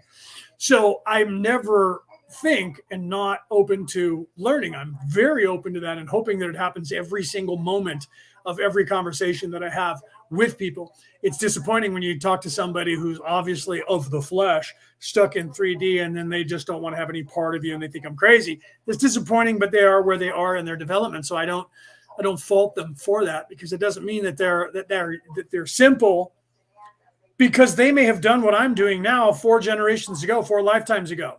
And now they're focusing on, they kind of done it completely different than me. So in this lifetime, particularly where they are, they're not focusing on anything spiritual and they're just focusing on being alive. So you can't judge someone. That's right.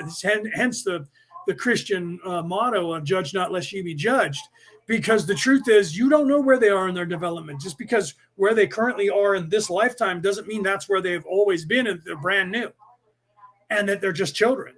That person could have been Hermes Trismegistus 4,000 years ago and is taking this life to learn what it means to just live. Apparently, I don't remember doing this, but I could look into it if I wanted to.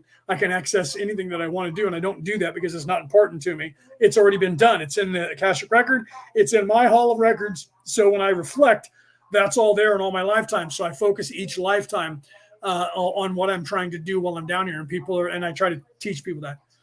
Don't you want to know where you were in your past lives? Well, I know like 4 already, and I've proven 2 of them because I found my dead body.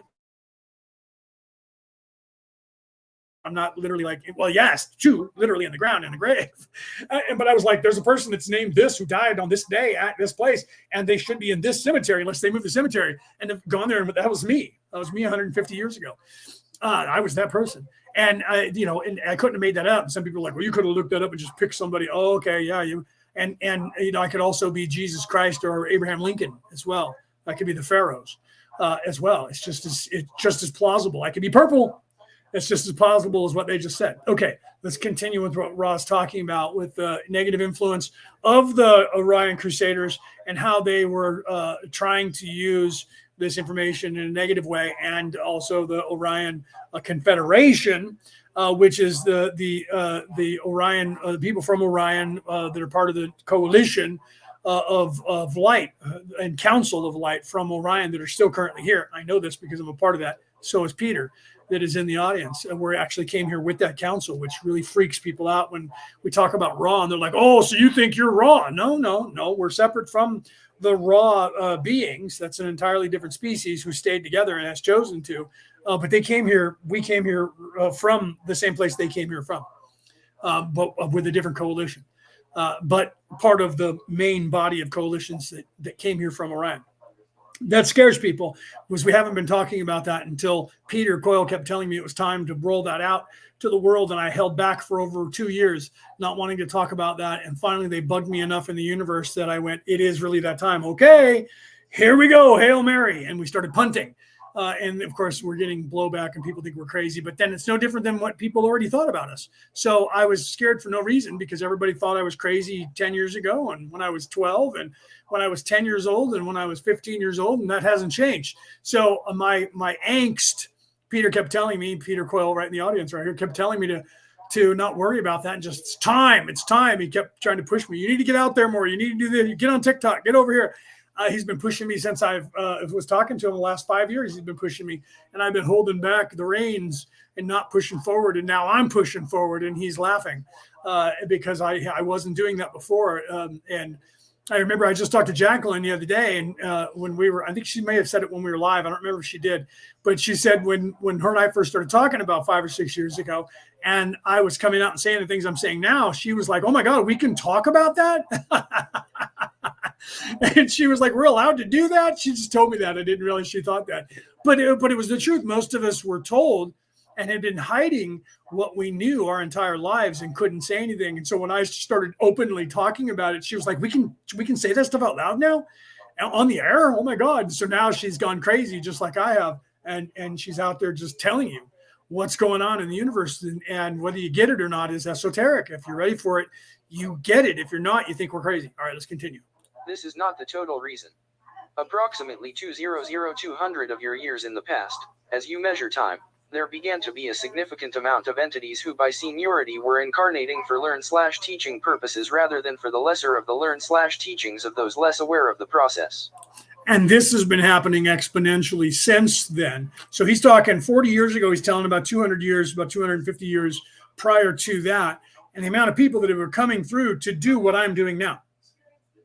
And not just me, but billions. Every time I say millions, Jacqueline corrects me and says billions, because the population of Earth in 1984, 1981 is when this is being said that we're all saying now. 1981, there was 2.7 billion humans, 2.7 billion souls, human souls on this Earth. There are currently 7.9 billion human souls on this Earth. And it literally, I remember Jamie Watson-Wolf a month or two ago when she was doing a reading on myself live, and she said, "Wait, you're not even from here. Are you an alien? You're not even from here." Peter GV, and I think Peter might have been there, Peter Crow, but Peter GV was in the audience, and you know, literally, I think Penny and Denise were there. Literally, I was like, "Well, you know," Peter said, "You know, well, yeah, he was born here, but his soul is not from here." And her guides said to her, "You do realize that more than 50% of you are not from Earth."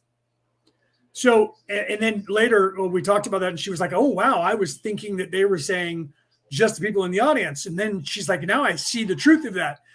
That literally they were telling her, "You do realize that more than 50% of the population of humans on this planet were born in human bodies and are living here, but their soul is not from this Earth. More than 50% of them are not from this solar system."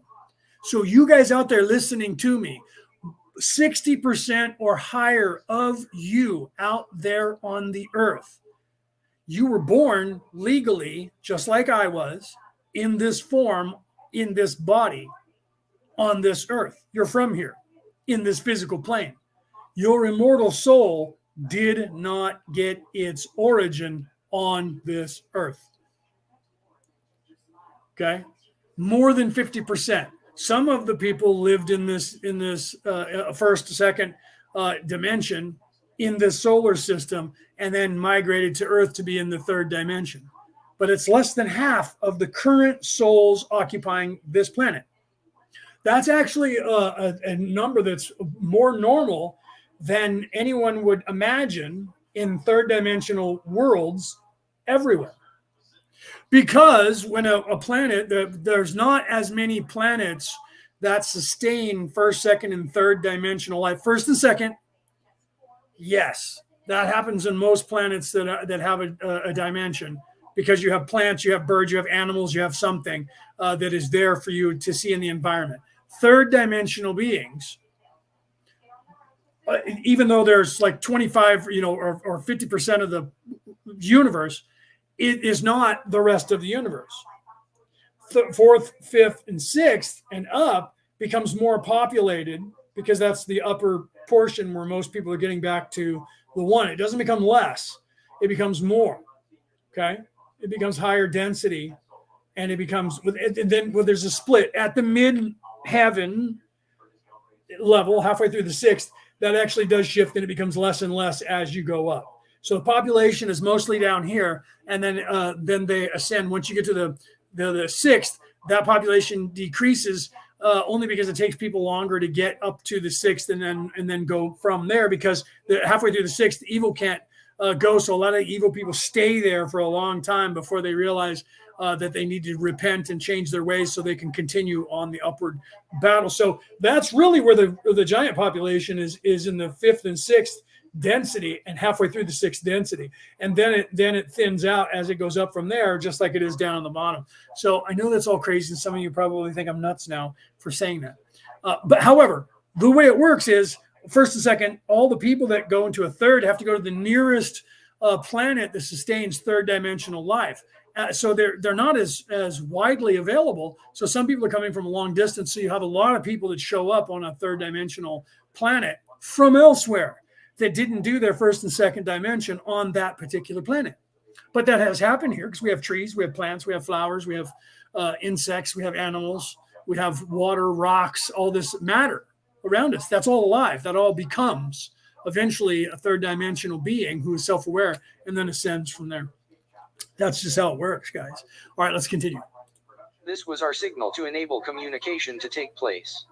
The wanderers which came among you began to make themselves felt at approximately this time, firstly offering ideas or thoughts containing the distortion of free will. This was the prerequisite for further wanderers which had information of a more specific nature to offer. The thought must precede the action. Right. So you had a bunch of people who came here particularly to give the idea of free will. Look back in the history of Earth. Look back at and when that changed in our societal structure of free thinking people. Right. You go all the way back to Greece. Leonidas, literally his speech that he gave at Thermopylae was that few men stood against tyranny, that free men were able to stand against tyranny of a oppressive king, Xerxes, who was coming to try and do just that. So that was 3,500 years ago. So it was already propagating. And then all of our cultural histories from around the world, King Arthur, Jesus, Thor, all of these characters that are the savior character in all literature, including all the way back to Marduk, was teaching free will, freedom of choice, and fighting against tyranny. So that is the prerequisite to ascension, is the idea of free will. And then when you start thinking about being free, then you start freely thinking. Hence, shutting up women with changing the narrative and blaming them for free thinking and stifling them because women are more independent than men are. They're harder to control historically, and they always have been. Therefore, evil had to control women first, because otherwise they would get men thinking. Okay? Pontius Pilate, his wife was the one who was like, dude, the emperor in Rome, because of your evil hand and your heavy hand on killing the Jews, it's already threatened you that if you do this and have too much violence now, he's going to murder you. I don't want you to die, because if you die, I'm outed from, she didn't say that out loud, but if you die, I'm outed and I don't get all this fucking power and wealth. You need to shut the fuck up. And he was like, yeah, you're right. If I do that, I'm going to get killed. So he had to wash his hands to the whole thing. That's what Pilate did. He didn't do it because he didn't want to kill the Jews. He wanted to attack them and beat them into utter submission. But he was already doing that so much that the emperor, who was wiser, was like, look, we have to rule these people. And if you keep us in a perpetual state of being at odds and at war with one another, eventually they're going to rise up and overthrow the government. So you can't do that. You need to stop killing those people and work with him. The same thing happened in the United States during the Revolutionary War. The General Cornwallis was stifling his officers who were trying to be, heavy-handed and murdering people. If you watch the movie The Patriot, you see that in there. And Colonel Norrington was one of those people who were using a heavy hand, and he was pissed off at Norrington and said, look, we're going to have commerce with these people after we stop this uprising.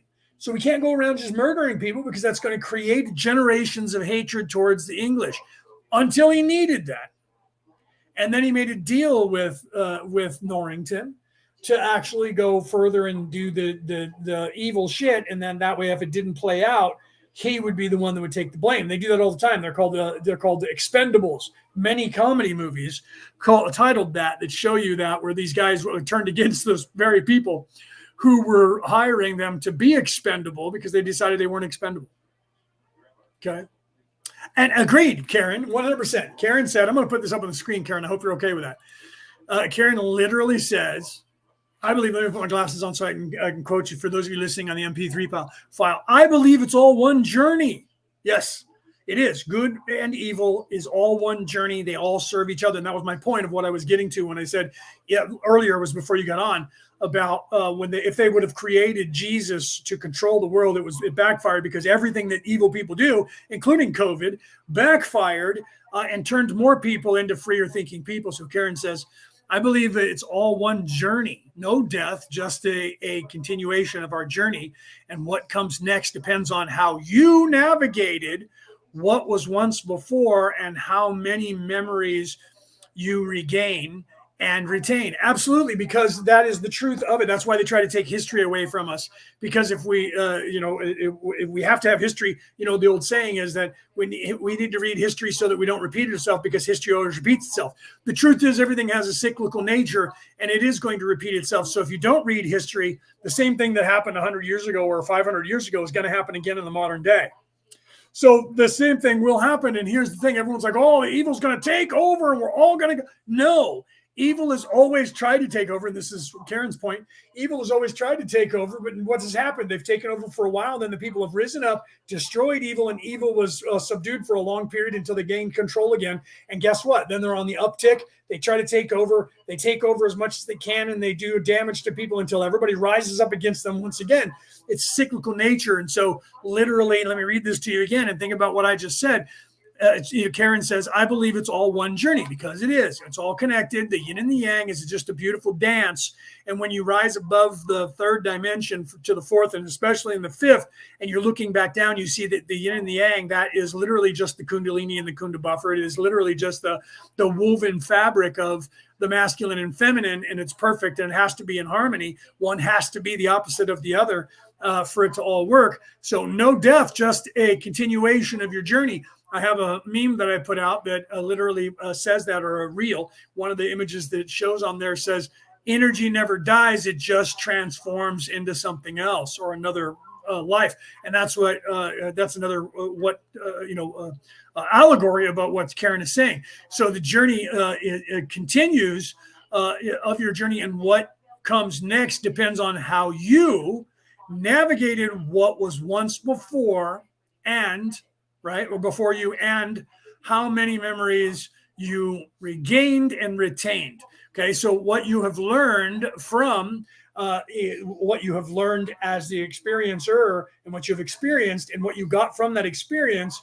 And that's where it goes back to the Jedi saying of when Obi-Wan was talking to Luke, and he said, when Obi-Wan was dead, coming to, and which is funny because everybody was like, it's okay that Luke is talking to a ghost, but none of that's true. But right, so it was okay that Luke was talking. That was great for entertainment. But then when it came to spiritual mindset, then now it's just a movie, right?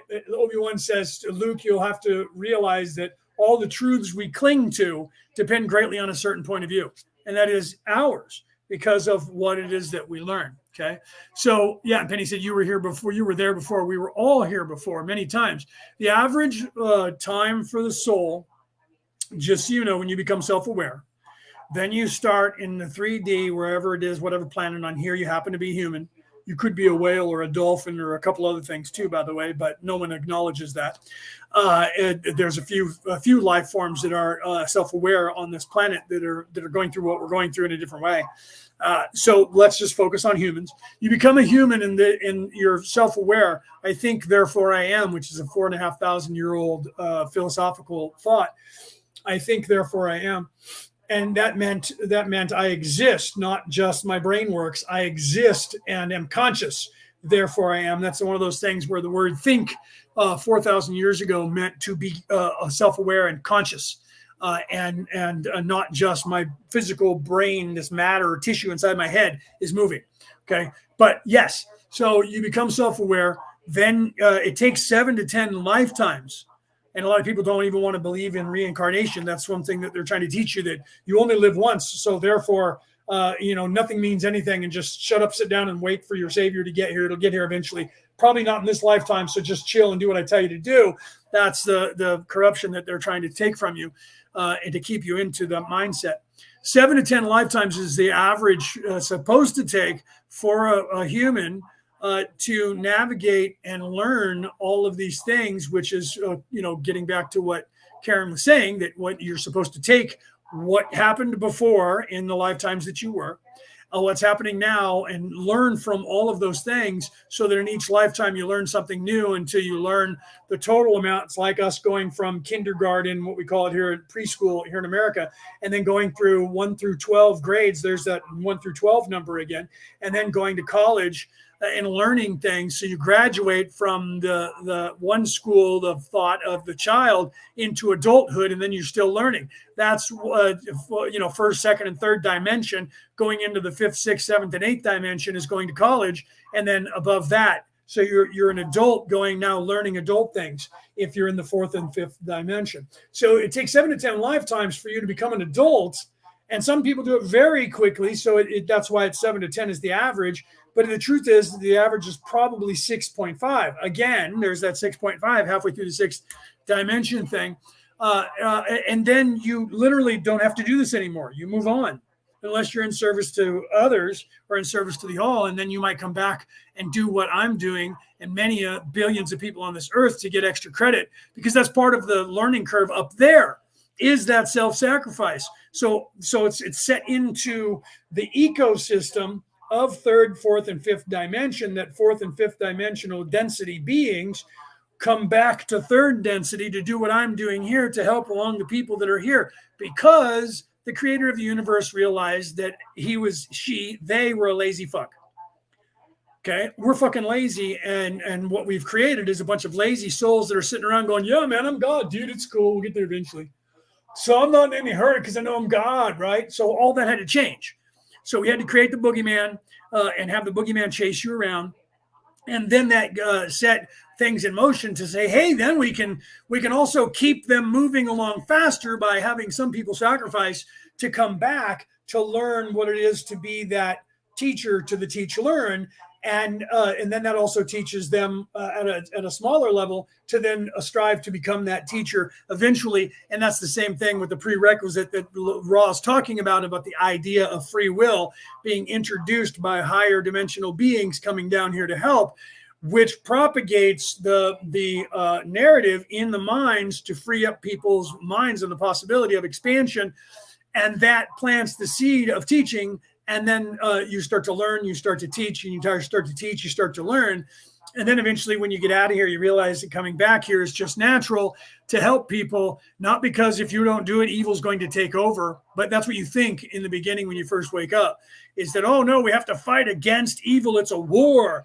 And then you can either be stuck there for a very long time, or you can move past that and go, oh, it's not actually a war. It's just a dance. It is, in fact, what is supposed to happen. There is no right and wrong. And some people get mad at me when I say this, and the churches get mad at me.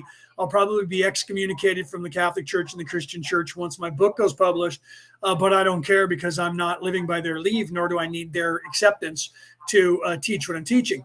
Ra said that if you go back and read book 1, session 1 through 3, you'll find that he says there is no right and wrong. There just is. And if you don't know the rest of the books and what I'm telling you now, that doesn't mean as much to you until you realize what it means.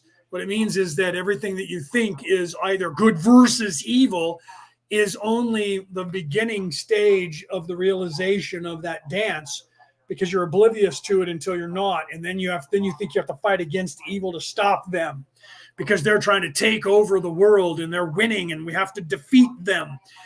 And then when you gain the knowledge and move past that, you giggle about how silly that even is, because all of this is put there on purpose just to drive you to change, period.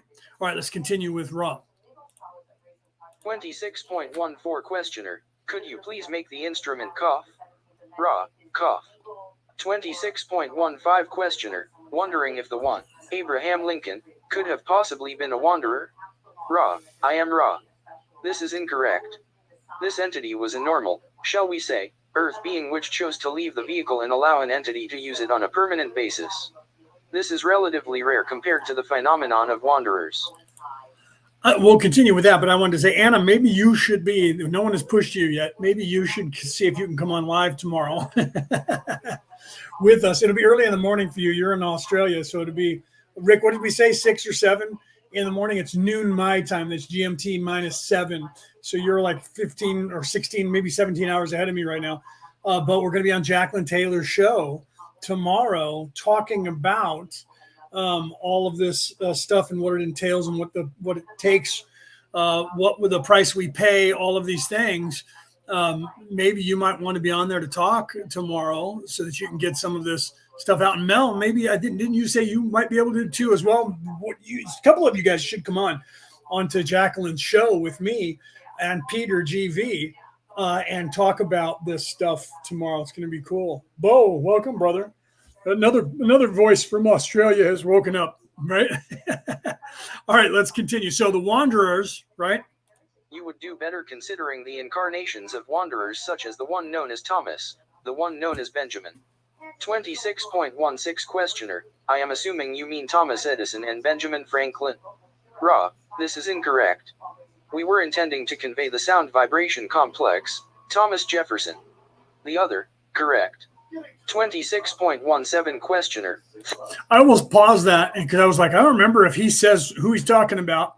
And then I was going to throw that out. Now, if you look at Jefferson or Edison and the like, which he's referring to, think about what they've done in history and what they did for the world, not just the United States, but the world, because of their ideology and the things that they talked about with the do-good letters that they put out that changed. They literally built their own printing press to print information. That'd be like starting a website today or a chat, right? And literally having an avenue for people to come to get truth.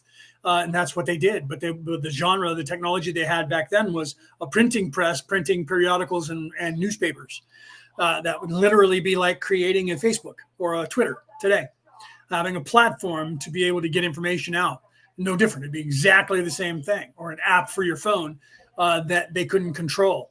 That's exactly what they had to do back in their time in the 1700s, because they had a control and a monopoly over the printing presses. So they went and built their own printing press and started printing shit and getting it out to the people and sending it out. And they continued doing that. I did that. I was working with the IRA that were printing out that same, still printing newspapers and getting it out and putting it in all the pubs all around the world to get the information out to the world about what was going on in Ireland and trying to free Ireland and set up the coalitions to help free the rest of the world. I was the one of the people, not the only one, but one of the people who said there's this thing called the internet. Have you guys heard of it? It's the way of the future. And I'm going to set up some information highways. And so basically I did that. I started chat rooms at the time. That was the new printing press, the new periodical newspaper. And I literally set those chat rooms up, not using this alias, using 2 others, and went to work for the Irish Republican Army, literally the Irish government, the Secret Service. And I was putting propaganda out to the rest of the world to help free the world by exposing the cabal. That was my entire intention always.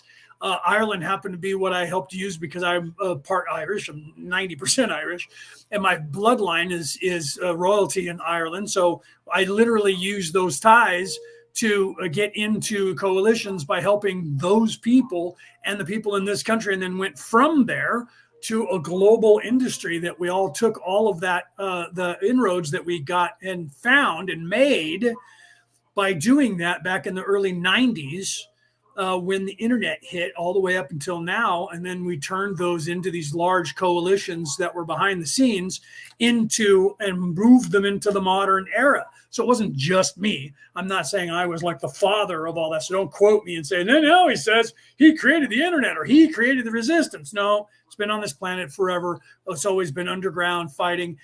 We just helped take them into the modern age, when literally in a time where it is the government of the United States of America officially, all these old geezers that are all dying of old age. Dianne Feinstein finally kicked the bucket because she's been in the office for about 250 years here in the United States. I think she was at the signing of the Declaration of Independence, although she wouldn't have been able to sign it back then because women weren't allowed. So she was probably a barmaid or a waitress at the time. But I'm not saying she didn't have anything to do with the Declaration of Independence. I'm just saying that they wouldn't let any women sign it. That's why only men signed it, because that's how it worked back then. Women were second-class citizens. Anyway, not saying that was right, but that's the way they treated them. So anyways, so she finally kicked the bucket. So I think the last person in the American government who actually witnessed Jesus's death just keeled over. Okay, so my point of this is that they're so old, they had no idea what the internet was. And I remember in the 90s, going into the 2000s, even on television, newscasters going, what's this thing called the internet? What's this .com thing? Somebody, and the producers had to start telling them. I was at the time realizing, because I was working with computers already at the time, writing code, I was realizing that it was the wave of the future, and I should have gotten in where everybody else was, where they were buying the .coms and sitting on them and selling them for millions of dollars to get rich. I didn't do that because I was too busy trying to do what I'm doing now back then, and I probably could have made it better for myself had I become a trillionaire. It would be easier to do what we're doing now with all that money that I could have made and then used. But who knows what that would have done to me? Maybe it would have made me one of them, or who knows? It just wasn't in what I was supposed to do. I wasn't supposed to be a billionaire at the time, but we realized that and said, this is the way of the future. So they never once questioned it. When I said, this is what I want to do, I was accepted immediately. And they literally vetted me. And once I told them who I was in real life, I literally was in. There was no question. There was just no question. Once they vetted me that I was who I actually am, they were like, here. And so literally I had people asking me questions because I would have the speech. At the time, it was Jerry Adams was the president. This is how far back that goes, right? Jerry Adams was the president of Ireland. And I had his speech before he said it. I had a copy of it and was publishing it. I would always wait and I would publish it when he was live, 8 hours ahead. So I knew he was going to live at, say, 10 a.m. my time, because it was in the afternoon over there, to speak to the world. And then I would publish, and sometimes I published it a few minutes early, and people were like, where are you getting this? And I'm like, from Sinn Féin. And they're like, who are you? And I'm like, well, I work with Sinn Féin. I am Sinn Féin. So, of course, the FBI over here didn't like me, the government over here, but they couldn't touch me because I was actually a government agent, a foreign government agent, registered as a foreign government agent. So I was able to operate inside the United States because I wasn't doing anything against and spying on the United States of America, working with the United States government. Even though I was working against the cabal, I was working with the cabal and against the cabal at the same time. It's a fine line we walk, people. And sometimes when people get my knowledge of what I did do, they're like, so wait a minute, you did evil shit? No, I didn't do evil shit. I just worked with evil people to do shit. And some of the stuff that I did do is not the atrocities, but I was associated with and knew about it. So yeah, so people get mad at me and go, well, why didn't you do something? Because then you get run over. The squeaky wheel gets the kick, man. You get run over. The only way that, the enemy of my enemy. And so you have to have inroads. And the only way that you can do that is you have to find those people within those agencies that are in service to others, not in service to self. And that's the way it is everywhere. So you can't assume that all governments are evil and that everybody in those governments and all the departments are evil, because it's only 14% of the population of this particular planet that is in fact evil. All the rest are trying to do good. They're just being stifled and controlled by evil people. Okay. So, but I'm not afraid to say it anymore. I would have never said that until about 5 years ago. I've never told anyone that out loud, except for my family. They all knew it because my whole entire family has been IRA members and had friends. My ex-wife, my first wife, she had more friends in the freaking IRA and the military than I did. Literally. She knew all the women. She knew everybody's wife. And she would tell me shit. I'm like, where'd you get that? And she's like, my Irish friends that are over there that are in the military. And I'm like, what? And then, other people in other countries that she knew. She knew more people than I did. My brother's wife's the same way. My brother's wife, we laugh. She's I know a guy, woman. It doesn't matter what it is. I need an Abrams tank. I know a guy. She's that person. She knows a guy who can do everything. And she doesn't just say that. She does. Right. So when she says, I got a guy, she has a guy. So if you're literally, I always laugh and I'm like, I bet I can get an aircraft carrier through her. I needed freaking aircraft carrier the size of the Nimitz, right? And she, I got a guy. I know somebody. Let me make a phone call, right? She's that guy. Everybody who knows someone like that, if you've ever been in any kind of military or business, you know who I'm talking about. There's always that person who collects people. I did that when I started doing that when I was in construction and maintenance and in working for the agencies. It was the same way. I walked around with like 3 cell phones.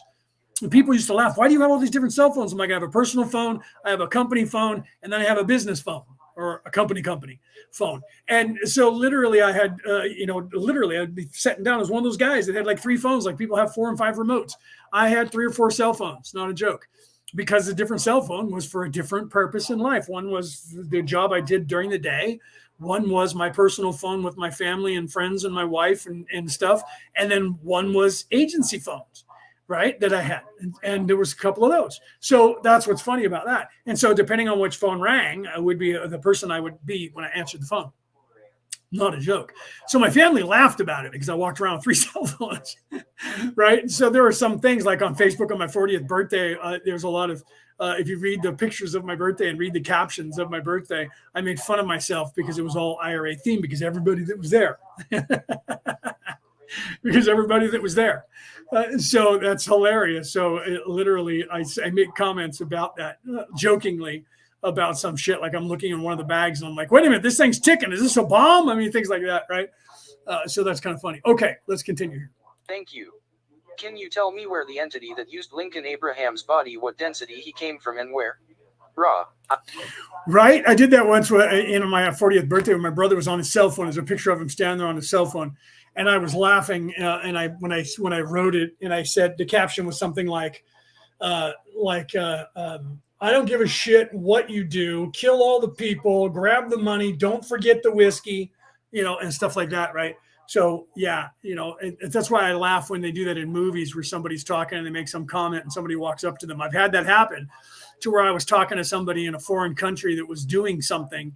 And, so like Captain Kirk did that in one of the movies when they were here when they came back in time to San Francisco in the, I guess it was the 80s or the 90s in that movie. And he's on his phone, on his communicator. And he was like, okay, I told you not to bother me on this phone now. All right, good luck. Phaser's on stun. And he presses the button and she was like, what? You're with the government or something, right? I've had those conversations where I'm talking to somebody about something and I'm like, one time I was literally out in public and I was talking and I was on hands-free with an earpiece in my ear. And I was talking to somebody and I was literally, there were some guys that were doing an op and they were going in and I was like, okay, now remember, no killings unless somebody shoots you. That is not authorized unless you are shot at. And I look up and somebody had heard me say that. And I pointed to my ear and then, shook my head like, whatever, these crazy people. And they were looking at me like, what the fuck was that guy talking about? Who was he talking to? Right? I mean, but you see that in movies sometimes when cell phones became prevalent, they added those into movies and you would see guys sitting in a coffee shop. And I would laugh because that was so true. It does actually happen. Sitting in a coffee shop, talking to somebody in some foreign country to where they're about to go in and blow some shit up, sneak in, kill people and grab something or somebody. And they're giving them, telling them what the op is or what they can and can't do, how they can engage according to what rules. And somebody overhears them. And in the movie, you just laugh and you're like, yeah. And I'm like, that happens in real life more than you actually fucking think. That's what's crazy. Right? Because sometimes you don't have a time to run and hide in a fucking phone booth to where nobody can hear you. But then people are so surreal, or they think everything is so surreal, they don't believe you anyway. That's why I can tell you this now, because 90% of you who hear me this are just going to laugh and go, he's just so making this up. But there's like 2 of you in the audience that know what I'm saying to you is actually true. That I'm aware of. Some of you could be listening. And I know that the agencies are listening too. That's why I like to fuck with them. right? Because I know they're still listening to everything that I say. I was told by even psychics and other off-world people that I have people on Earth and off-world listening to everything that I say. That's true, because I'm one of those people that they're paying attention to. And I'm not like, it's not like there's few of us either. There's a fucking lot of us around this planet, millions of us that they're actually really seriously paying attention to because of what we say, right? Yeah, right? Ring away. Why don't you give me a call, right? Yeah, okay. Right? Oh, you guys are talking to each other, I think. Okay, so let's continue here. I am Ra. This entity was fourth vibration. 26.18 questioner. I assume positive? Ra, that is correct. 26.19 questioner. Was his assassination in any way influenced by Orion or any other negative force? Ra, I am Ra. This is correct. 26.20 questioner. Thank you. Right? So you're looking at the assassination of a president being orchestrated by the modus operandi beast that was literally orchestrated by the cabal, orchestrated by the Orion Crusaders. Okay? That's what we're talking about here. And not just that, but other officials and peoples throughout time. Martin Luther King, Mahatma Gandhi, anyone who stands and stood against them. These are the things that they did to stifle them. And sometimes that fell on presidents, heads of state, okay? Popes, right? Itzhak Rabin, you know who these people are. Stephen Biko. Okay, some of these people, names you might know or might not know, depending on how old you are and what you know about politics. Abraham Lincoln. A few other people in the universe, in the world, that were not toting the line, the Unitas of Sparta, who were not toting the line of the narrative that they were trying to preach. Arthur, Arturius, King of the Woads. You would know them as Britons today. Okay? Beowulf, King of the Geats. You would know them as the Swedes today. Modern day Switzerland, Sweden. Stockholm's in Sweden, right? Yeah, modern day Sweden. Ragnar Northbrok, even though they painted him as very dark and evil and egotistical in the television series, if you really pay attention to that television series, he wasn't really that way. He was just no nonsense bullshit. Don't fuck with me, I'll kill you. And he liked money, but he wasn't going for just money and power. He was trying to expand farming for the people, which they ended up doing and took over all of England, except for, was it Wessex? Was the only thing they had left. That's the southwest of the island of England. All the rest of that was owned by and occupied by Vikings. They made a television series about that didn't make it for but a couple seasons, I think. It's too bad. That one was really well done. It's as well done as the Vikings by the History Channel here in America. That was over here in America, but they didn't film it here. It was over in Ireland where they filmed it. Peter was there. He was in the movie, the television show. Peter was in almost every freaking scene in that movie. A lot of people don't know that. If you pay attention, you see him. He was always there next to Ragnar, next to Agartha, and everybody else. He was always around in the king's chamber, especially the dining hall and all of that. Peter was there. You should take a look at that. I know, Peter, I'm throwing you under the bus by telling everybody, but you're not afraid of that attention anyways, right? But he doesn't normally talk about that. He's usually business. But yeah, he was in the TV series The Vikings. He was in almost every episode. I think he was in every episode. I never asked him if there was an episode he wasn't actually in. I just assumed he was in all. Okay, let's continue. In the recent past of the last 30 to 40 years, the UFO phenomena has become known to our population. What was the original reason for? I know there have been UFOs throughout history, but what was the original reason for the increase in what we call UFO activity, say, in the past 40 years? Ra, I am Ra. Information which Confederation sources had off. Okay, Rick, I got you. I thought that's where that was going, so I got quiet about it. To your entity, Albert Einstein, became perverted, and instruments of destruction began to be created. Examples of this being the Manhattan Project and its product. Information offered through Wanderer, sound vibration, Nikola Tesla, also being experimented with for potential destruction. Okay, wanted to get to that and stop there. Did you hear what Rod just said? The wanderer, Nikola Tesla. And that they were using and trying to experiment with his stuff to try and use it for evil. And that's what they've been doing since. That's why they went in and confiscated his stuff. But the important thing here for you to know is the wanderer, Nikola Tesla. Okay, so if anyone knows me and you've watched any of my reels, shorts, whatever you want to call them, you see that I reference Nikola Tesla a lot. Okay, and I talk about Nikola Tesla a lot because I know that Nikola Tesla was, in fact, a wanderer. So Nikola Tesla was far more awake than anyone knew he was, and he was trying to get information out to the world. But he couldn't tell the world about himself, even though he many times referenced it. And when I remember when I was younger hearing that, I went and found archives of newspaper interviews with the man and read them. I even posted a bunch of them years ago. They're probably so far back you'll never even find them on Ancient Aliens Worldwide. I posted them, and most of the people that are driven towards enlightenment and driven towards especially disclosure by the governmental systems, they are almost always frequently obsessed with Nikola Tesla, and most of them don't know why. Okay, but anyone who knows anything about what the technology they have, the cabal I'm speaking of, the evil entities that are in service to self that try to rule the world, the one percenters who believe they own this place, they believe that we own it.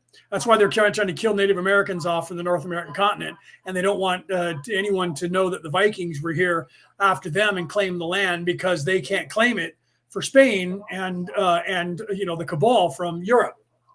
If that's the case, the Vikings own it, and before that, the Native Americans own it. So they have to eradicate those two ideologies. That's why they've been trying to murder all the Native Americans in the North American continent for the last 1,000 years, and then trying to do the same and control and demoralize all of the natives who live in Mexico, Central America, and South America as second and third class citizens, because they have claim to half of the world by land claim to half of the world, to the entire Americas, which is half of the planet above water. So they have to come over here and control them and get them to believe that they're nothing and that they don't own anything and control. But they need the population to be their slaves, so they treat them as that, and only that's why they're allowing them into the countries. They do the same with the Arabs over in the Middle East and over in Europe. That's why they treat all of the people of the Muslim faith the same way. All the people of the Middle East, because they have claim to the other half of the world, except for everything in the north, which these people come from over in Europe. Do you see? Europe is only Europe, which is the white people. Everything else was owned by indigenous people until they moved out and tried to conquer the planet. That's what they're still doing. The Romans went to Africa and North Africa and stretched themselves out there. The bankers who were in control then, that were actually Muslims, before there was a Muslim faith, peoples, and they integrated themselves into the Medici and the other clans, the Diest and the Hohenzollern's and the Habsburgs. All of those people were all descendants that go all the way back to Atlantis, and that's kind of crazy. We don't want to get involved in that, but getting back to the point, the wanderer, that was Nikola Tesla. So for the math and all of the forward thinking of Tesla and what they've done with Tesla's ideas since the turn of the century, most of the technology that we have and the basis for that in all of the arts of the universe comes out of Nikola Tesla, that individual wanderer alone, not to mention Einstein, Oppenheimer, and all these other people in contemporary philosophical, religious, mathematical, scientific ideology, including up to, modern day. Some of those people are wanderers themselves. Some of them never knew it, never realized it. Some of them did and are hiding still to this day. you'll see them as time goes start coming out more and more from behind the scenes. Let's continue. Example, your so-called Philadelphia experiment. Thus, we felt a strong need to involve our thought forms in whatever way we of the Confederation could be of service in order to balance these distortions of information meant to aid your planetary sphere.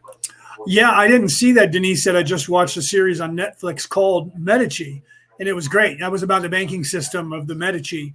And did they? I saw one on History Channel. That might have been the same one that was on Netflix.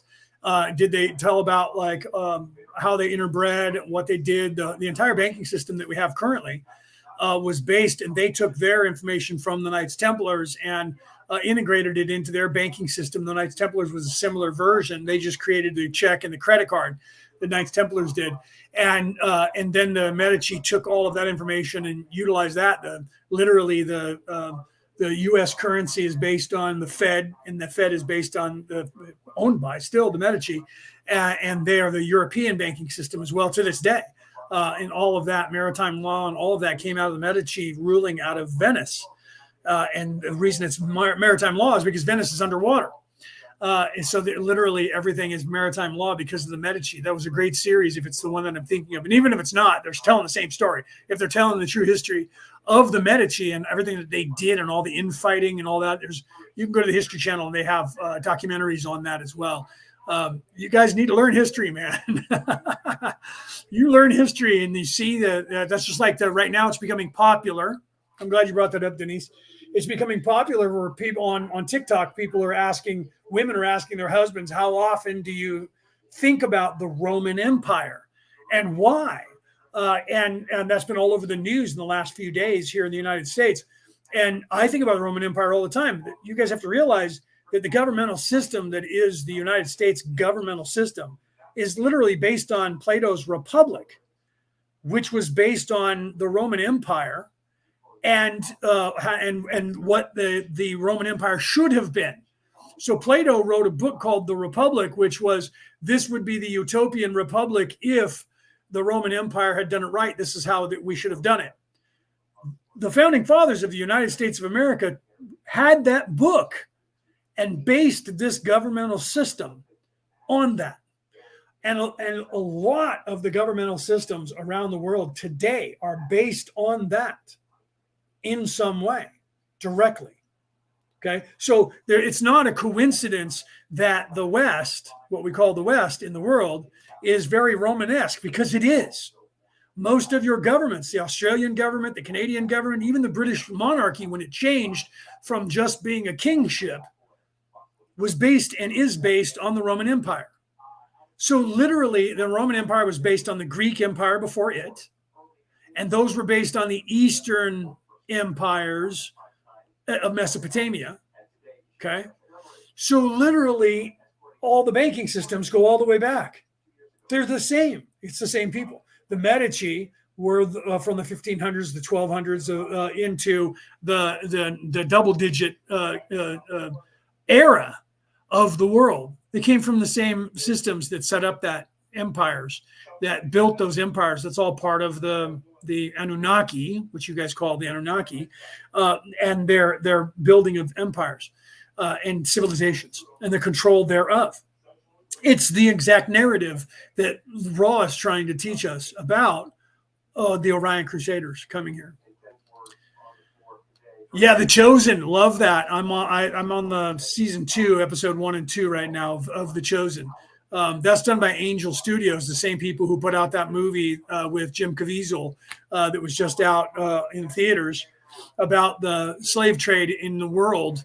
And Jim Caviezel going around, or his character is the true story of that guy going around to try and save some of these children, to get his daughter back, by the way, his adopted daughter, and to get a bunch of people, the same company, Angel Studios, is the ones who are responsible for making The Chosen. And you guys should watch that. But it's not politics. That's the story of Jesus. Very well done, by the way. And someone who was brought up as a Christian and a Catholic, and knighted by the Catholic Church. They're doing a pretty good job. And I'm sure that the that the Orthodox Roman Catholic Church is going to have some issues, and the Hebrews probably will too, with the Jesus character as he stands on there. But it's more true to life if you've read the scriptures and not just heard what people have taught you or told you. Because in the churches, they don't tell you all of this. You have to actually read the scriptures, especially Matthew, Mark, Luke, and John, to know what happened. Because some of the stuff that you're getting is not part of the canon anymore. Some of the stuff that they're teaching you in the television series is part of the older canon. I know is not. You can't find it in modern Western New Age Western translation of the Bible. You have to go back to King James or prior versions to get some of this story that you're being told about in the television series now. But I've read those, so I know that exists. And the scary thing is, a lot of it, as I'm watching it unfold instead of just reading it, I'm finding myself going, wait a minute, was I there? Or was I don't think I saw this. And then I'm wondering if it's because I read it, over the years, and then it's in my head. And so when I'm seeing it depicted on film, that it's triggering that. And so I'm not sure if I am remembering it because I was someone who witnessed this, or if I'm remembering it because it's been part of my upbringing, learning about religion all of my life. But it's kind of eerie when I watch it and I watch the television series and I go, that's exactly the way it actually happened. And I'm like, okay, well, that's in the Bible. So, it's in some of the books and the older scrolls. So yeah, you're just saying that they did the same research that you've done in your life. And then there's something in me that goes, no, dude, you were there. I'm like, oh, it's kind of scaring me. Right. And I'm like, who was I? Was I some guy that was just there? I hope I wasn't Nicodemus or, or one of the apostles, because that was a hard fucking life, man. I hope I was just somebody that was in the city that witnessed it and moved on. Right. But yeah, see, Anna says, I know what you mean. Right. I mean, that's kind of freaky because I'm watching it. And I'm like, wow, either. And I think that because the story is true, that it's resonating that way. Because I've noticed that about scripture and about things that when they film something, that you can tell when it's based in something that was real. So when they depict something the way it happened in history, and you watch it, if you're sensitive, you will then you'll see the truth of it. You'll see that, no, this actually really happened. And some people I've said that to, and they're like, how do you know that? I'm like, I don't know how I know that, but I know that what you're watching is true. And then I'll look it up, or they won't believe me. They'll look it up and they'll go, wow, dude, you're right. This is based on a true story. Did you know that? No, I didn't. But I knew it when I was watching it because I'm at the point where my soul is actually watching it in the Akashic records, like I'm doing homework. Is this true? And so I'm up there not realizing I do that, and I access that at the same moment. So when things are as accurate as they were depicted in real life, or as close to, it triggers, I believe, and other people have said the same thing, it triggers us to know it because we've saw it. And that doesn't mean we were actually there, but we witnessed it, because when you access the Akashic record, it's no different. That's the human body does the same thing. If there's a trauma that happens to you when you're 5 years old and you suppress the memory of it, your body doesn't know that it should suppress the emotion of it. So when you relive it, it gives it to you because it's a recording no different than a DVD. So it gives it to you exactly the way it recorded it. And we have to then discern it and go through that emotion all over again, and then get past it a second time for it to diminish. We have to deal with it. So that's what happens with the human psyche. So the same thing happens with your soul. When you access the Akashic records, you actually don't just see it unless you turn off all of that is attached to it and only watch it like it's a movie. If you don't do that, you get, as if you were there, you get the actual raw footage that was recorded from everybody that was there at the time. And so you have all those emotions. So that's why when Mel Gibson did The Passion of the Christ, that's why people were driven to so much sorrow and crying during the Beatitudes of Jesus, because it was so accurate, scarily accurate, that I cried. I sat there and was in tears. I brought all kinds of Kleenex because of it, napkins, and was handing them out to people that were there that I never even knew, who were watching that in the theater, because it was so accurate that it stirred in those people the emotion of actually witnessing it and being there, if not being in the body of Jesus, and not 100% to where you were feeling the lashes, but the emotion of it. And you didn't have to be a Christian to have that happen to you. If you were in any way spiritual or empathic, because those are abilities that you unlock as you ascend, when you see these things that are depicting truth, that emotion of that incident comes through a little bit more than just you're witnessing a movie and you're like, and you go, wow, that was powerful. When you see something that was manufactured, you go, wow, yeah, that was kind of powerful. But then when you see something that is depicting something that is true, it changes, even if you don't know it. It changes the level of how you perceive it, and it's on a subconscious or a superconscious level that this happens. And you can do that. I've seen that where I literally was watching a movie, like I was watching the Patriot with my ex-wife and my stepson, and they didn't know, and I forgot to tell them this happened in real life. Mel Gibson, again, making that movie, and it's a true story. It happened exactly because we have history. So exactly the conversations that you see that took place in Parliament, everywhere, and everything in the movie took place in real life, and it's in military history and taught in the military schools in this country. Okay, so that, because it's the Revolutionary War, how America got their freedom, so it's taught here. It's not taught in history here. So people didn't know about it. It used to be taught in history here, but it's not taught in public schools anymore. So they're watching the movie. I know it's a true story. I know what happened in real life. So I love that movie because it's very, very, very close. It's more like a documentary, just like Ridley Scott's depiction of the Kingdom of Heaven. He will tell you that's more of a documentary than it is a movie, because everything happened in real life. We didn't write that script. That script happened in real life. We just researched it and then filmed it. They had to downplay the violence to get a PG-17 movie or a 17, whatever that's called, NC-17 version. And that was downgrading like 80% of the violence out of the movie, out of the story of what the carnage was in real life.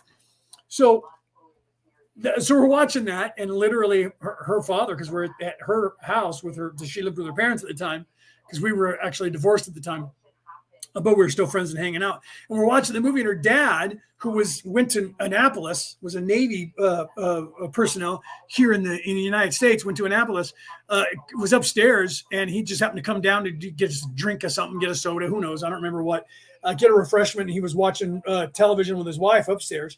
And he stopped in knowing that I knew military history, and said, so how goes it? And I said, and he says, where are they at? And I said, well, they're in the Santee at the old mission in the Santee. So it's springtime because I saw cotton in the air. So it's springtime. He says, then they're still in the South. I said, yeah, they're still in the South. Cornwallis is still there. They haven't gotten to that battle yet to push to that Cornwallis is, in the finale. So they're still in the South, and they haven't moved anywhere from where they're at. And they've just lost a bunch of guys during that battle, and they're reassembling in the Santee. And he goes, "Oh, all right then." And my ex-wife looks and goes, "Dad, have you ever seen this movie?" And he goes, well, "No, I haven't." He says, "But I know the history, so I know what's going on. I know where they're at."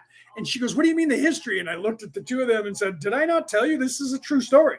And they were like, "Wait a minute, what?" And they were freaking out. This is a true story. I'm like, yeah, this happened in real life in the United States during the Revolutionary War. This is actual depiction in history. It's more like a documentary. And he goes, are they doing that good? I said, yeah, you should watch it, Don. That was his name. I said, you should watch it, because they did a really good job of history to every detail of what they knew about history. They're not pulling any punches, making anybody look good at all. And they're not making anybody look worse than they already made themselves look. And he goes, oh, I'll have to watch that then. He goes, is that close? I said, they could teach this. They could use this movie to teach at Annapolis. That's how accurate it is. And he was like, then I will definitely watch it. And they were just like, oh my God, this is holy crap. And then they had to take a minute and process everything they saw in the movie so far. And it changed their entire perception of what they had just witnessed. And then when they watched it, they were like, oh my God, this really happened. And I'm like, yeah, all the events that you see here all the carnage, all the evil, all of the hatred, all of the lies, all of the lives lost that happened in real life to those people. And a lot of movies are made and people don't know that they're based on true stories. Last of the Mohicans really happened exactly the way you saw it. A lot of these movies, I know I'm using references to the United States, but Quigley Down Under was not a fake movie. That happened in Australia. That really happened. And those of you who live in Australia, you know, maybe not Quigley, but you know that everything you see in that movie, you're like, yeah, that was Australia in the 1800s and the 1700s. Definitely. It was the way life was. Definitely. And the English military trying to kill all the shooting, hiring people to kill the Aborigines, and you guys down there know your history. And so you're like, yeah, that's what they did. That's why we overthrew the English government. But the problem is that just like here in America, we became what we were trying to overcome. You guys, this country has done the same thing. Your government has been corrupted and taken over by the very people who were in that British government at the time that you guys fought against when you were a penal colony to become a nation. Same thing over here as the Americas. We became basically a penal colony here, but not as forthright as Australia. But we had to also overthrow that same tyranny. And guess what? Now the government is that same tyranny, just like what's going on there. Why? Some will tell you it's because the English government has been in charge the entire time. Okay? That they didn't actually lose anything, that they still rule Australia, America, Canada, and all the countries that they owned before they signed away their countries. Ireland will tell you the same. It's become the same shit.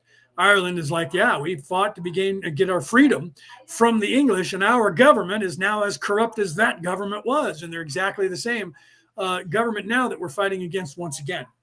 That's just them infiltrating.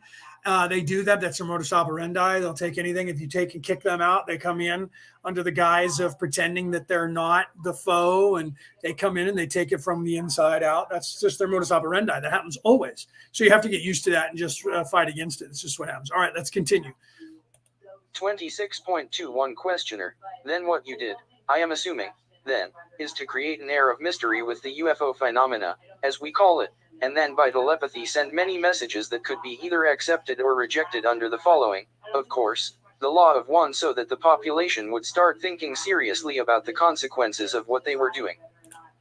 I didn't know that, Peter, but I can see that considering where they're going to be going to and the terrain that they're going to be in. Peter Coyle said they're talking about shooting an episode of the one of the seasons, next season of The Chosen, next year in Ireland, but it hasn't been confirmed yet. I don't doubt that because of the terrain and what they could be using that.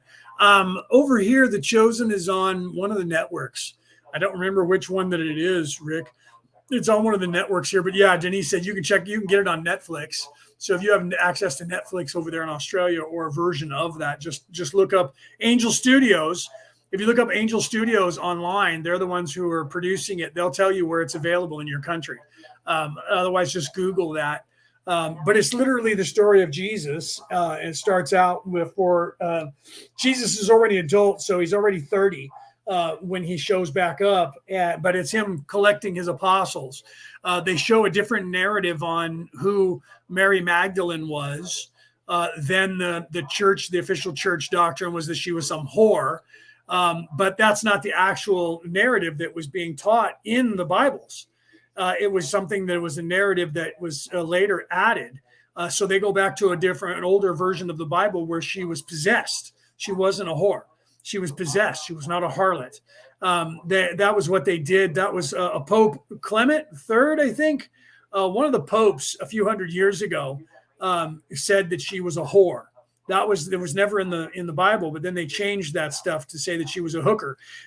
She was actually a priestess, and she was possessed by demons, and everyone said she was crazy. Nicodemus, the famous Nicodemus, tried to drive out the demons from within her and couldn't do it. They show that in there, and he says, "Only God, you're so far gone that only God could cure you." And then Jesus shows up, and she wasn't even going by Mary. No one even knew her by Mary. Jesus shows up and called her Mary, and that got her attention when he said Mary. And then he said to her, "You are mine." And I don't know if they're going to show that particular relationship go into a marriage But for those of people who are learning theology in the world and they go back far enough to read scrolls that are before before the King James version of the Bible and before Clement the Third, when they turned her into a whore, you'll find out that she was actually married to Jesus. I mean, they show that in Da Vinci Code. In the movie, they talk about that, and I already knew that because I had read all of the doctrine that Dan Brown based his book on that became the movie. Literally, the word companion 2,000 years ago, it'll be exactly 2,000 years in the year 2032, 2033 will be the year that Jesus was crucified, 2,000 year anniversary of Jesus Christ's death. I say 2032, and a lot of people, because if you count, it should be, he died at 33 years of age, but it's going to be in the year 2032. 2033 will be the apex. That's because the number 32 and the number 33, but 2033 will be the exact time of his death, somewhere in July, even though they say it was later than different time period in Easter. Well, that was his birth, so his death could have been around in March. I'll look into that at some point as we get closer to 2033. I'll worry about that. But that will be the 2000th anniversary of Jesus's demise. So when he shows up as an adult, which he disappeared from when he was like 8 to 11, they're not exactly sure what year, somewhere between 8 and 11 years of age, he wandered off, took off, traveled the world on his own. And his family was like, we don't know where he went. We just know that he's alive. We don't think he got killed. And then he showed back up when he was 30 years of age. This starts when he reappears as a man by himself at the age of 30. And it's the 3 years which the Roman Catholic Church calls the Beatitudes. It's the time when Jesus showed back up and started, and he met Mary first. In the books, you don't get the idea that he first met Mary unless you're really paying attention. Mary was the first person that he met and recruited as one of his disciples, the 12 apostles, the 12 disciples. And she wasn't a whore. She was possessed by demons, and he exorcised those demons, and then she followed him and eventually married him. But that is something that the churches don't acknowledge even today, because they can't have that, because then Jesus isn't a God. He never said he was. He always said he was the Son of Man. Never said I was the Son of God either. He said he was the Son of Man. But he did say that, God was his father, but God's all of our father because God is the creator. So when you get above that Godhead to the creator of the universe, that is your creator. That means that is your father. That is your father, mother. That is that. So when that reference is, but if you listen to what Jesus is saying from a perspective of being awake, he talks about the kingdom of heaven. He talks about a place that is attainable individually. That is not, it's not like you die and you go to this place that's called heaven that's out there in a spot that I can point at in the universe. But that's what they try to paint to you in a narrative. And that's not what he was teaching. Pay attention to his words. You have to listen to the words that come out of his mouth, not what they tell you his words mean, but what he tells you his words mean. And it's self-evident. All these truths we speak are self-evident. That was written into the Constitution of the United States of America, into the preamble. And where do you think they got that from? They got those words from the Bible. All these truths are self-evident, which means these truths do not need someone else to make them true. That's what that means. They are universal truths. All these truths are self-evident. That also means that when you hear them, you know them to be true because they are that true. And that's the point of me and the reference of everything that I said to you about the empathic abilities of watching a movie or reading something. It's just like when you pick something up and you go, wow, this thing is really well made. How do you know that? You can feel the vibration of it. All these truths are self-evident. You can see that and feel that. You have to become aware of those things within yourself. Realize those and acknowledge those because they're there. You have to trust yourself and trust your higher self that it's not going to lead you astray. The universe is not going to lead you to doom. The only thing that leads you to doom is those things of the flesh, and your ego is of the flesh. So the only way that you will be led astray and to the doom of you or your soul is if you listen to people that are in service to self, because they're going to betray you 100% of the time. And your ego is in service to itself. It will betray you 100% of the time. When you turn to a higher source, your higher self, your better self, if you feed that other wolf, if you have the Native American teaching, and you feed that wolf the angel on your right shoulder, not the devil on your left shoulder, that will never lead you down the wrong path. It is only when you interject your own ideas and your own beliefs or your own ego that you go astray. Period. That is simple, but it is one of the hardest things for all of us to actually get through our heads and start living by. Honestly, it is. So when I say that, I say it as if it is simple, because to me, it is that simple. And one day to you, it will be that simple. And so that's what happens. Every time you have an awakening, you giggle at what you before were not awake to, because it is that simple. It really is. But until you get there, it's not. It's the hardest thing that there is to learn every step of the way until you learn that step of the way. That's like saying, you ever notice that when you can't find your car keys, they're always in the last place you found them? The last place you looked? Well, yes. Who continues looking for their car keys after they find them? No one. Right? So you're not going to keep looking for something. Now that I found my car keys, I'm going to keep looking for them so they're not in the last place I looked. Well, that's folly and stupid, because they're going to be where you found them. So only an idiot or a fool would continue wasting their time looking for something they already found. The only thing that you do is check your math to get validation that you found what you're looking for. When you pick up your keys and they work for your car, you know you found the right ones. So then you don't look for them anymore, because, yep, these are, in fact, my keys. Right? Same thing happens with knowledge.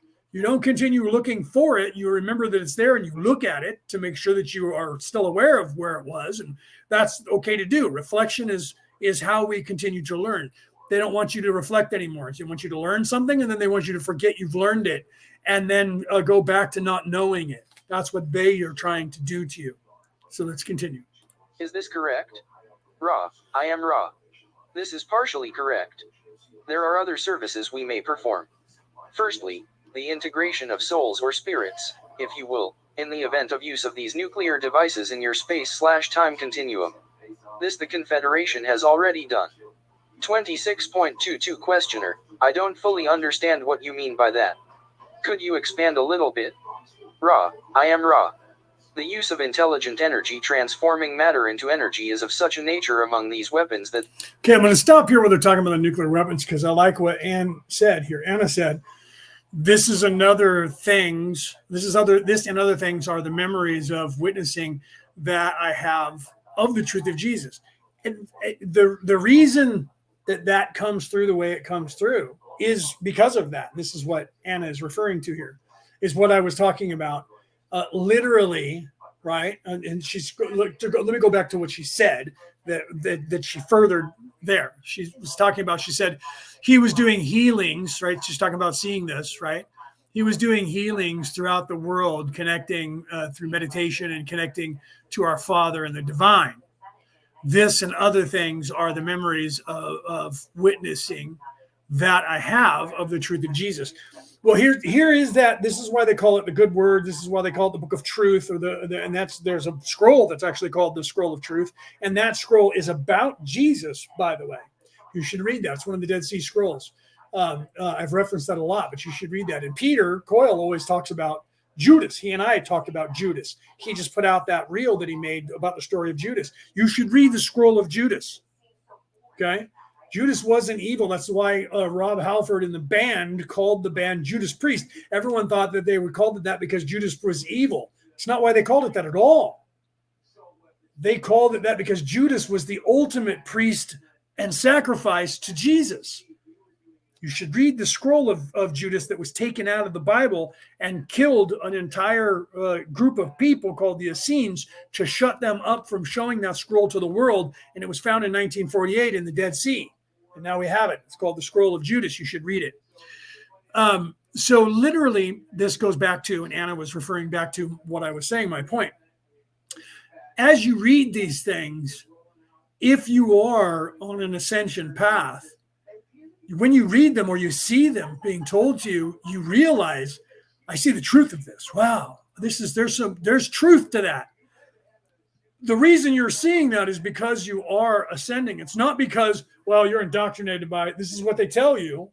This is why Tom McDonald said that, where they give you Jesus and then they give you the indoctrination where they give you the science to deny Jesus. They do that with all things that are spiritual, and they try to give you science. Well, the only reason that you believe that is because you were indoctrinated as a kid. You were forced to go to these Christian schools, and you have that indoctrination in your brain. Therefore, you think it's truth. That's not the truth. That's the lie. Okay? The fact that when you read something, you could take somebody who has never read any religious doctrine, who is a very spiritual person by their nature, and you can tell when you talk to them that they're very awake. And you can say, hey, have you ever read the New Testament, or have you ever read the Old Testament? No, I've never read those. Here, tell me what you think. They're going to read that, and they're going to see it from the perspective of an adult, not a child, because they're going to be more awake. And they're going to tell you, oh, I see the truth of this. Are you aware of what this says here? And they're going to give you the same translation of it that is accurate, that is there, and the same truth, because they have access to a higher knowledge and ability to see, and they have access to a higher empathic ability of knowing. And so when they read the truth, they know they're reading the truth because they can sense the truth, because they're aware of that. Okay? So in some ways, I believe, because I do this all the time, those of us who are awake enough to have access to the halls of Amente, the Akashic record, whatever you call those, that is that we instantly tap into that. We start doing that so often that every time we're referencing something, I know when I check out and do that. I do that a lot on my show. And Peter GV will tell you that, because he used to watch me when I had the cameras on all the time. So if you see me on someone else's show, I have the camera on at all times. Watch those people who do these conversations. You can tell the difference between somebody, especially if you're in any way awake, not woke, but in any way awake. You start realizing the truth of what someone says by watching them. And that's why I tell people, vet me. Don't believe that anything I say to you is true. Assume that I'm lying to you until I prove otherwise in your mind, until you have gotten to a point where you go, you know what, I've been listening to this guy for a while, and he's never tried to say, I am the Christ returned. All of you, give me all of your children, and especially the girls, and sign me up and give me your money and become part of my harem or my church or I'm not trying to collect the world. I'm not trying to get money out of you. I'm not trying to make you my follower. I'm not trying to say that I know something I don't know and that you have to pay me money to get it. I'm not doing any of that. I'm not doing all of the things that these people, and some people would say, well, that's exactly what the Antichrist would say. You're absolutely right. It is, until they don't. Okay. And so if I were the status of the Antichrist, I could be, because I have the same knowledge that the Antichrist would have and does have, because the Antichrist, what you guys know as the Antichrist, is in fact alive on this earth currently.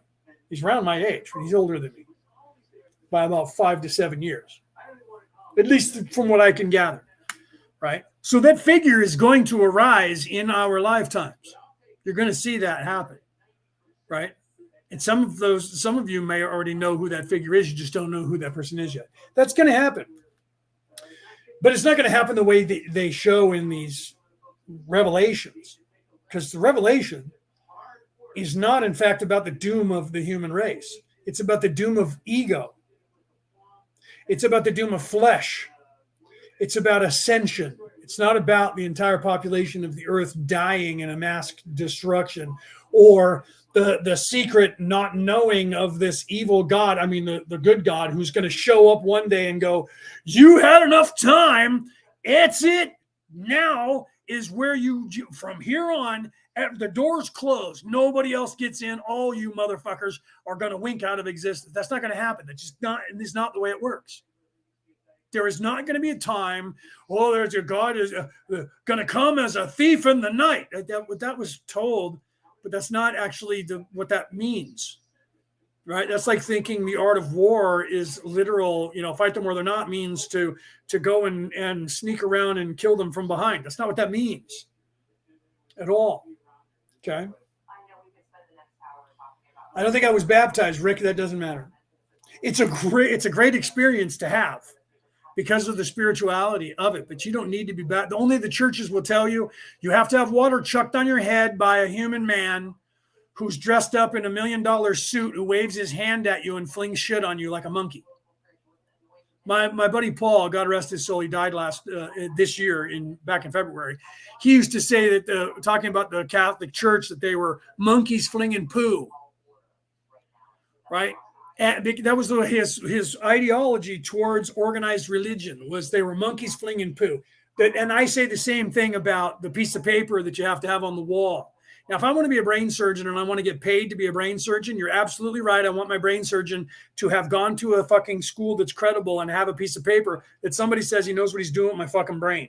Same thing with anybody who's going to operate on my body. I get that.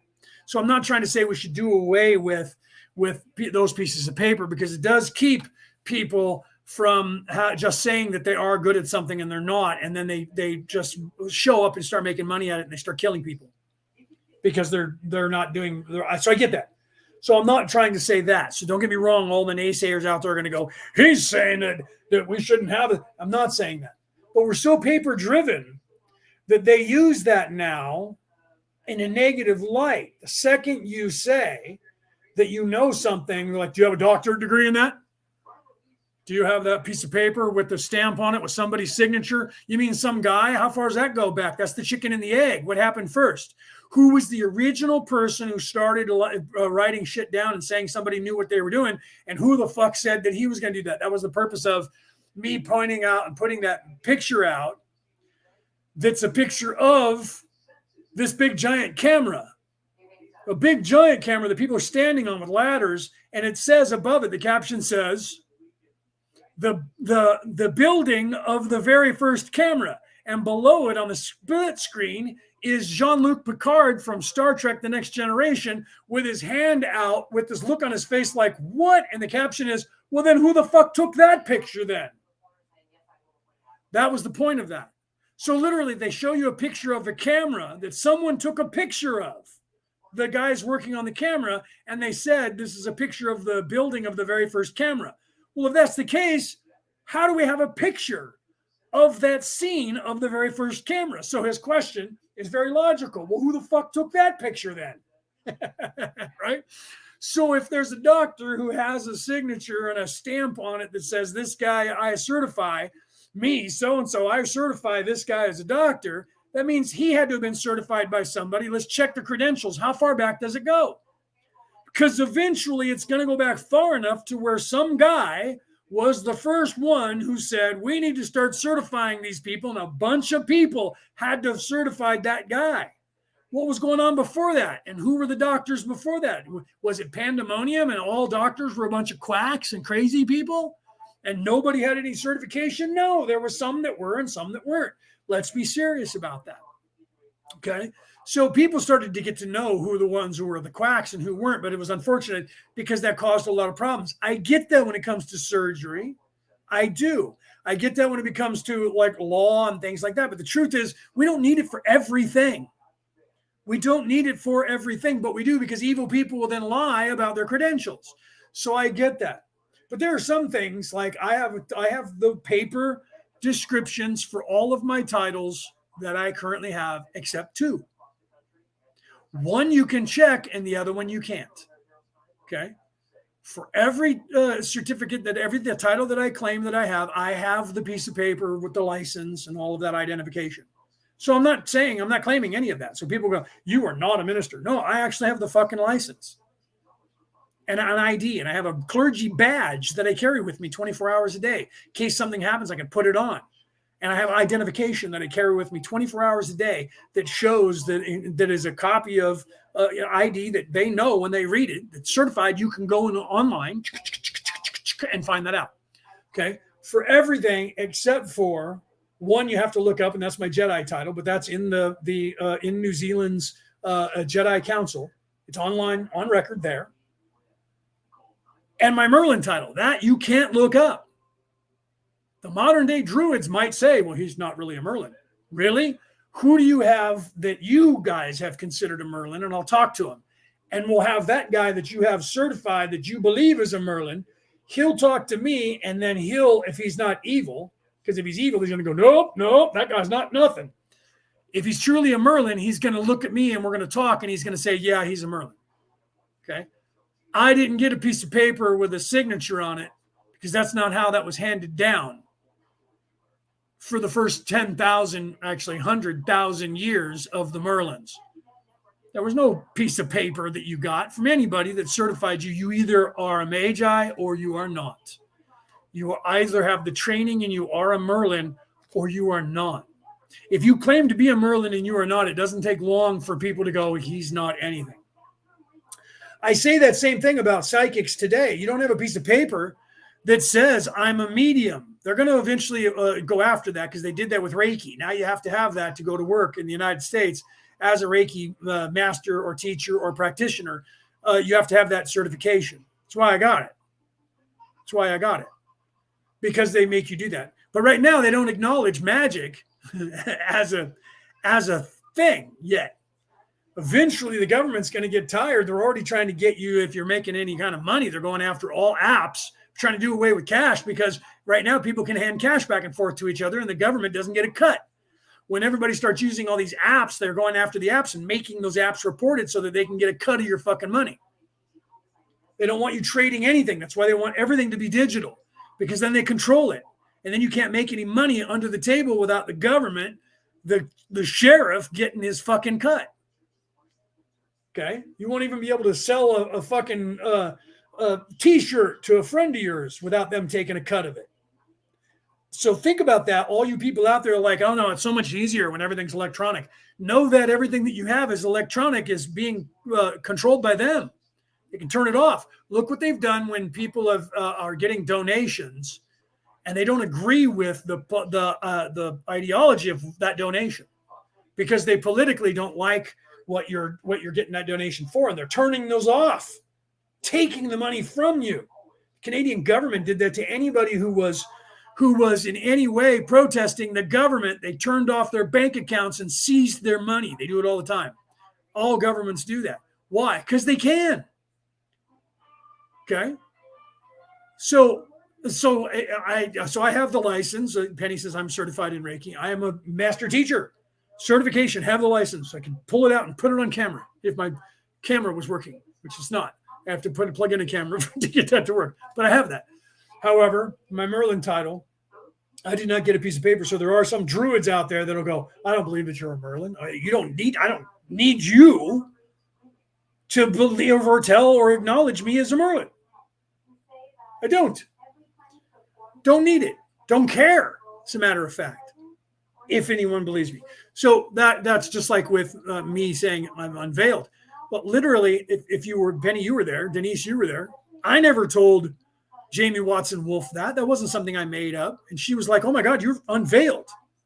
She's like, how do I do a psychic reading for somebody who knows everything? Because we don't get to know everything. We get to know everything, but we don't get to know everything.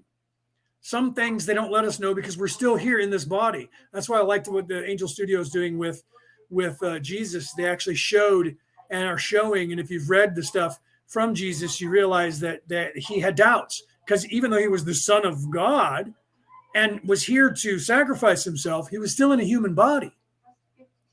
So he was subjective to the human body, to the ego, to fear and doubt. Even Jesus had to go through that. It's part of this experience. No matter how high your vibration is, no matter how awake you are. When I wake up in the morning and I'm checking back into this body in a conscious way, I have more doubt at that time than any other time of the day. When I'm first waking up and for the first few minutes, I have more doubt in that time than I do any other time in my life, because I'm still groggy and I'm not fully integrated with this body yet. So the thoughts, the ego talks more when you're half asleep. When you're vulnerable, the ego is there loud. It's when you're more conscious that you can tell the ego shh and you can ignore it. But it's there in your head constantly saying things. You just get attuned to tuning the ego out the more awake you are. So when you first wake up back in this body from wherever it is that you went when you left the body while it was slumbering, because it needed rest, and you check back in and your consciousness moves into this realm, the ego's voice is very loud in your ears, and you have to wait until you're cognitively aware enough to realize, oh, shh, and tell the ego to be quiet. Not a joke. So I like that Angel Studios, if you watch that, you'll see Jesus have doubts. And the actor who's playing Jesus is such a he's Jewish, very. So he's playing the part so well, but he's a great actor, physically as well as oratorially. And he is obviously a devout Christian. I saw him on commercials where he's asking people to pray for an app that they're selling that has to do with praying and going online. So he's he's very Christian. So they picked the right guy, like Jim Caviezel playing Jesus. Jim Caviezel is a very devout Christian. So he wasn't just an actor playing the part. He believed the part. So the guy who's playing Jesus is more Jesus than Jim Caviezel. If you guys ever saw The Passion of the Christ, he's a better, I'm getting chills saying it, more realistic Jesus than any actor I've seen play Jesus in any movie in my entire existence so far. Not without a doubt. And I don't know this guy. I don't have any allegiance to Angel Studios. So don't think I'm getting paid like a commercial to do this. I'm telling you that this production of The Chosen is going to go down in modern history as one of the greatest storytellings of Jesus that we've had so far. Not because I'm Christian, because I'm a Christian minister, because I have other religious titles as well as Christianity. So I'm not coming from a standpoint of only a Christian. From the standpoint of an ascended master, I am telling you that The Chosen, is a great name for the show because of what it is literally depicting. And the story, the way they're teaching it, is the way that Jesus's message was intended to be received and perceived from the beginning. And everything has been corrupted since then to downplay what you see in this television show. Okay? So what you're seeing here is 2,000-year-old message taught the way it was being told at the time. Being retold now the way it was intended to be learned 2,000 years ago, not the way they're teaching it currently on the planet. This is what my book is talking about. This is what I'm telling you in my book, is opening up the knowledge that hasn't come out yet, that will be coming out hopefully before January.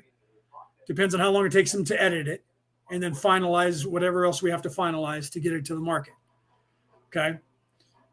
But if it's next year, then it's because that's when it was supposed to be. It'll come out when it's supposed to be. But when it does come out, those of you who read it, you're going to get a lot of my sister when I talk on the show here. The one sister who tunes in. She says, everything you say on there, you've already said to me. And I'm like, yeah, you're getting what I say there for free. You're getting what I say in my book for free. A lot of people get that. Everything I say to you on here is going to be in the book.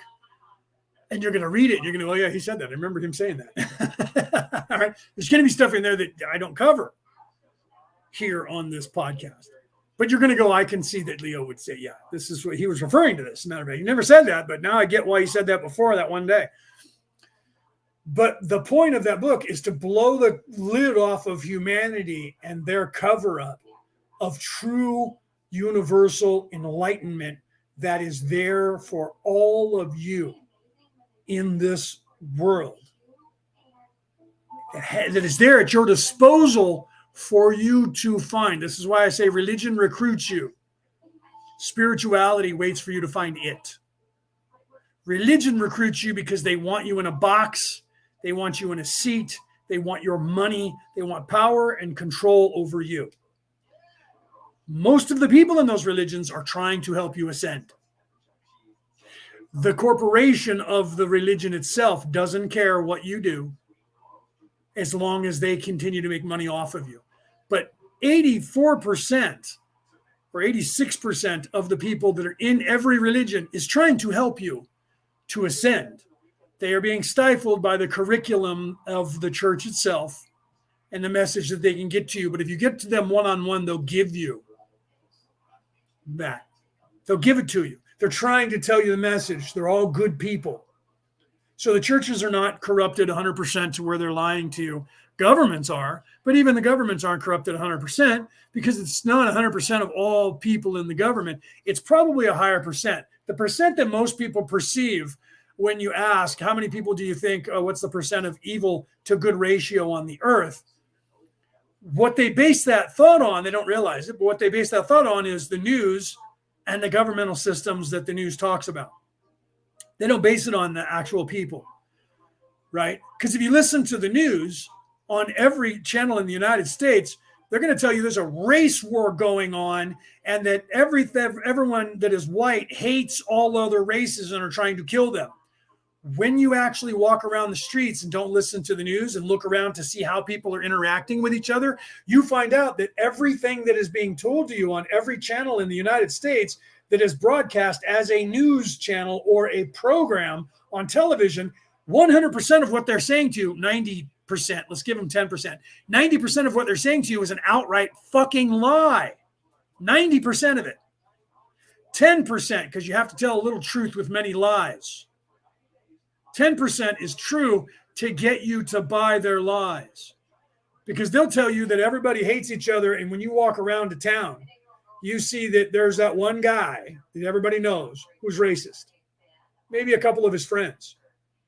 But the majority of the people are integrated, marrying into all the races, don't care. Nobody is looking at everybody and going, "You's a nagger."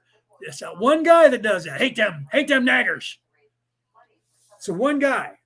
The population that is actually that way is about 2% of the actual population.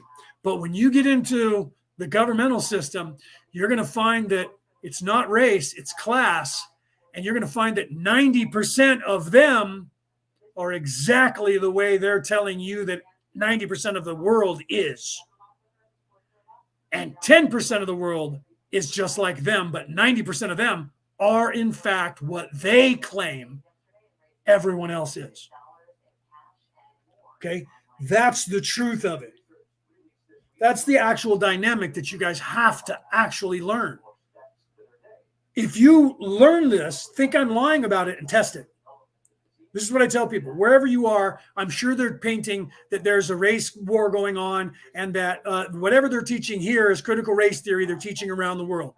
Okay, so but they use different, like if you're in Brazil, they probably use natives of Brazil as the black person, as the African American over here, because there's not enough Native Americans, because that was the narrative before there was more black people than Native Americans. First it was rednecks, the red Indians, the Redskins. They're the evil and that everybody hates them and they're all trying to murder them.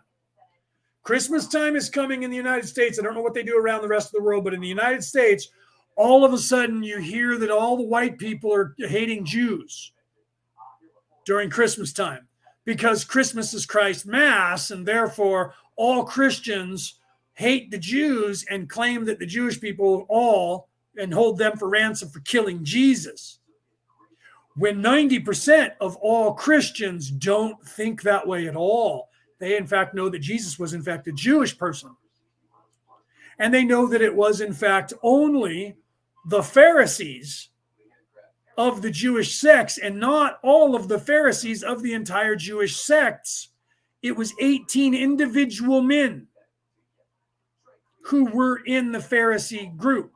And that was started by like 3 or 4 of them. And the other guys fell in line. Not all of the Pharisees, even in that group. More than 3/4 of the Pharisees in that group did not want to do to Jesus what those people wanted to do. And that's going to play out and show you, and is happening currently in The Chosen. You see 2 Pharisees, one antagonist and somebody who's one of his little buddies, and the beginning of them going after Jesus because of ego. That's being played out. Nicodemus was his teacher. And Nicodemus is trying to tell him, your ego's getting in the way. And that's what's going on. But he's still not listening to Nicodemus. So Nicodemus is still trying to teach him. But he knows this guy is going to be trouble. And it turns out that he was right. And that guy does end up being the leader, the ring pin that was utilized by evil to murder Jesus, to go after him. So I like that they're showing that as well. And they're literally going to show you it wasn't that entire group of people, but it was a few men in that group of people. And if they show the true story, when they went to take a vote to go after Jesus because he was teaching in the synagogue on a Sunday, on the Sabbath, they literally shoved all of the other Essenes out of the chamber who would not vote with them. So they would have the majority of the vote. That happened in real life. You can read that in the scriptures. They've never put that in a movie. There was one that they put that in because I remember seeing that in a movie. One ever. Because that depicts them as not. Because they can't, the Hebrews can't claim that all of the Christians hate them if everyone knows that true story. They tried to do it with the Passion of the Christ, and Mel Gibson got ahead of it and said the same thing that I just said on every interview.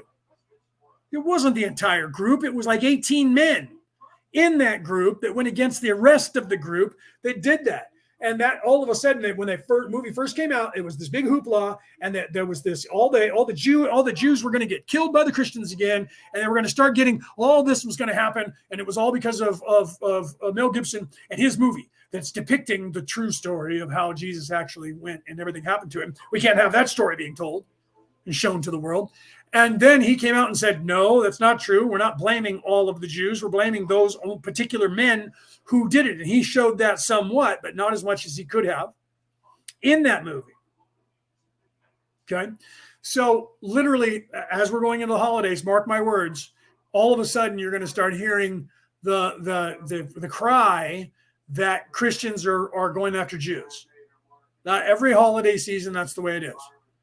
Right. And it's the same people that is the coalition of Christians and Jews that are trying to sell you that before the war happened over in the Ukraine, it was these forgotten Jews, these women who were starving, who went through the Nazi occupation, and they're these old forgotten Jewish women who need food.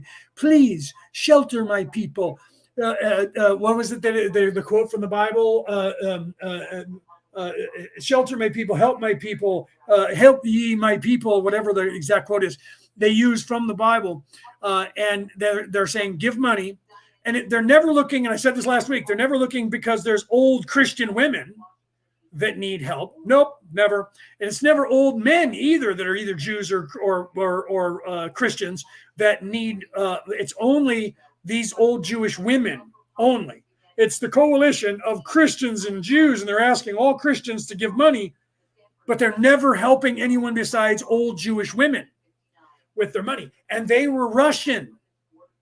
And then when the war broke out with Ukraine, they changed the voiceover and didn't change the actresses or the people they were showing you as these old forgotten Jews. And now they were Ukrainian old forgotten Jews. And I'm like, okay, I must have been Long John Silver. Everyone thinks that they called him Long John Silver because he had a big schlong. It's not why they called him that. They called him that because he had a long memory. He had a great memory. He actually said at one point when they were in Nassau, I know this because I always quote about pirates. And people are like, what do you think you're the know-it-all on pirates? Know this. Back in 2016, I was researching as a boy all the way up to 2016 and very extensively in 2013, 14, 15, and 16. I was going to write books about the pirates, true pirate stories. So I researched every pirate known to history. And I was going to write the stories about them because most of the stories don't tell the true story of piracy on this planet. For instance, most people, if I ask you this question, what comes up in your head first? Who was the top 3 most successful pirates in the history of the planet? And anybody who knows anything about pirates or anything in history you've heard about pirates, you're going to come up with things like, oh, well, that would be Blackbeard. That would be, you're going to say some of the names possibly from the Pirates of the Caribbean movies, because those pirates were all actually real. All the pirates in there, except for Barbossa and except for Jack Sparrow, all the pirates that showed up at the not Elizabeth Swan, but all the pirates that showed up at Pirate Cove, those were actual real pirate captains. None of them were all alive at the same time. I think 2 of them were actually alive at the same time. All the rest of them are hundreds of years and some 1,000 years apart. But they were all actual pirates in real life. They were all pirate captains. So everyone's like, oh, well, Blackbeard, because Blackbeard didn't show up at that council, by the way, but he showed up in the second or third or fourth movie, whatever it was. But people, when they conjure that up in their minds, the actual top 2 most successful pirates in the history of the world were women. Women. The most successful pirate who was a pirate the longest and had made the most money was Mistress Chang, a Chinese woman in a big junk. That's the style of ship from the Orient. And she was the most successful pirate in the history of piracy on this earth in that time period between the year 700 and the year 1600. Oh, you could go all the way up to Jean Lafitte in the 1700s. Because there's still pirates out there now. You just don't get to know about it. Mistress Chang. Okay. The second most famous or the most lucrative pirate in history was Anne Bonny. And no one even realized she was a captain. All the stories have Anne Bonny as being the lover of Jack Rackham. She was only hooked up with Jack Rackham because nobody would allow in that time period a woman to be the captain. Jack Rackham was a patsy, was a moron. But he was hot, so she was with him. They show that in this was Black Flags, or I think I always get that title wrong.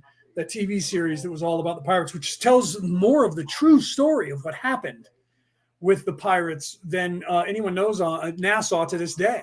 The island is still there and it's still owned by pirates. It's still an independent nation and they pride themselves. You can go there and still see the pirate fort and all the stuff there. It's historical.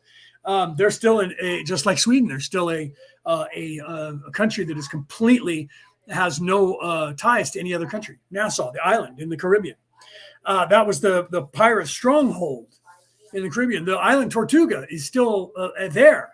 Tortuga was a real island that you see in Pirates of the Caribbean. It was exactly there in Pirates of the Caribbean.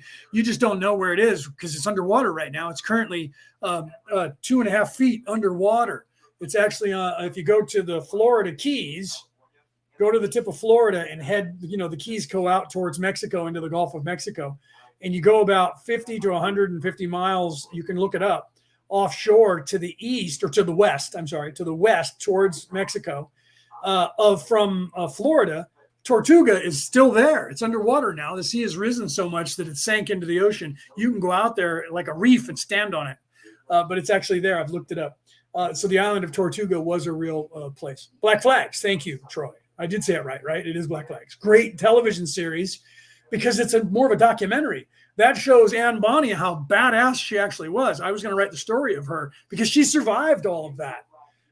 Jack Rackham got hung, and she actually has famous words that she said to Jack Rackham because she claimed she was pregnant. I don't know if she really was at the time or not. I believe that she was.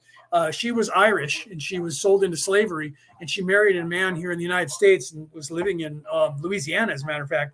That's where she ended up growing up, and there's probably still relatives of hers living in the United States. When they got caught, Jack Rackham was drunk, and he went up on deck, and the only reason they got caught was because he went up on deck and he was screaming at the troops that they were fighting against, and he was telling them who he was. Oh, I'm Jack Rackham. He's drunk out of his mind at night, and you'll never catch me. So someone shot him. A sharpshooter shot him. They got caught. And when he was going to the gallows to be hung, Anne Bonny had wrote a letter to her husband wanting for him to come and help get her off from prison and said that she was pregnant and that, would he please forgive her? And he loved her. So he was fine with that as long as she was going to come home and not be a pirate anymore. So he came and said and brokered her. They wouldn't hang and put a woman in prison back then if she was pregnant. So she claimed she was pregnant. So did the other woman, who, by the way, has gone into obscurity. I'm not going to get into details of who she was, but she was also a co-captain with Anne Bonny and Jack Rackham. There was the three of them. It was Jack Rackham and two women. They show that in Black Flag. So Troy, if you watch that, you know what I'm talking about. Is they show you her in there, and they show you that Anne Bonny and her were starting to kind of get together in that, but they don't bring that out as much as they should have from real history. So she said, as she was leaving, she was being led away while Jack Rackham was being led up to be killed, and he was still talking shit. And she actually said to him, you can look this up in history, Anne Bonny looked at Jack Rackham and said, if you were half the man you think you are, you wouldn't be there right now getting your neck stretched. Unlike me, I'm going home. She left. And they hung his ass, and she went into obscurity and stopped pirating and took her money and lived a very wealthy life and had children and grandchildren in the state of Louisiana here in the United States. I was going to write the story about her life, and I was looking into the family to get permission to write the story. And then eventually I didn't, because I realized at that point I was moving on to do what I'm doing now. Again, getting back into this. And so I did not, but I did all the research. So like the most successful pirates in history were women, but they don't tell you about them. They downplay them. I didn't hear anybody talk about Mistress Chang at all until Pirates of the Caribbean, and nobody talked about Anne Bonny until Black Flags. So we're talking about just in the last 20 years, did anyone write stories or add them into movies? And they were the top two most successful pirates in the history of pirating on the planet. That's scary, right? Okay. So my point of that is that, again, history is controlled by those who write it or rewrite it, and the people who are in charge of a government or controlling the narrative controls that history and rewrites things. That's my point. So that's, again, what they're trying to do now. And they try to do this periodically when too many people get to know things. The modus operandi of the Orion Crusaders is to do this. And that's what the Anunnaki is talking about when they're holding up the pineal gland, the pine clone. That's them controlling your mind, not giving you enlightenment. They'll tell you, oh, that's the illumination of they're illuminating you. They're bringing you knowledge. No, they're not. They're controlling it. They're grabbing a hold of your third eye and controlling it. Okay. Right. Karen says, well, warriors' remains found are mostly female skeletons. They find more female skeletons than they do men skeletons. That's not a lie. Why is that? Oh, because they were being brutalized and murdered, and that's why they were sex objects. And no, that's not true. You should look into that, Karen. I love that you said that. And I'm not saying Karen should look into it. Karen knows. That's why she said it. You should look into what Karen said is how I should have said that. But I was trying to give you a compliment at the same time and didn't take a breath.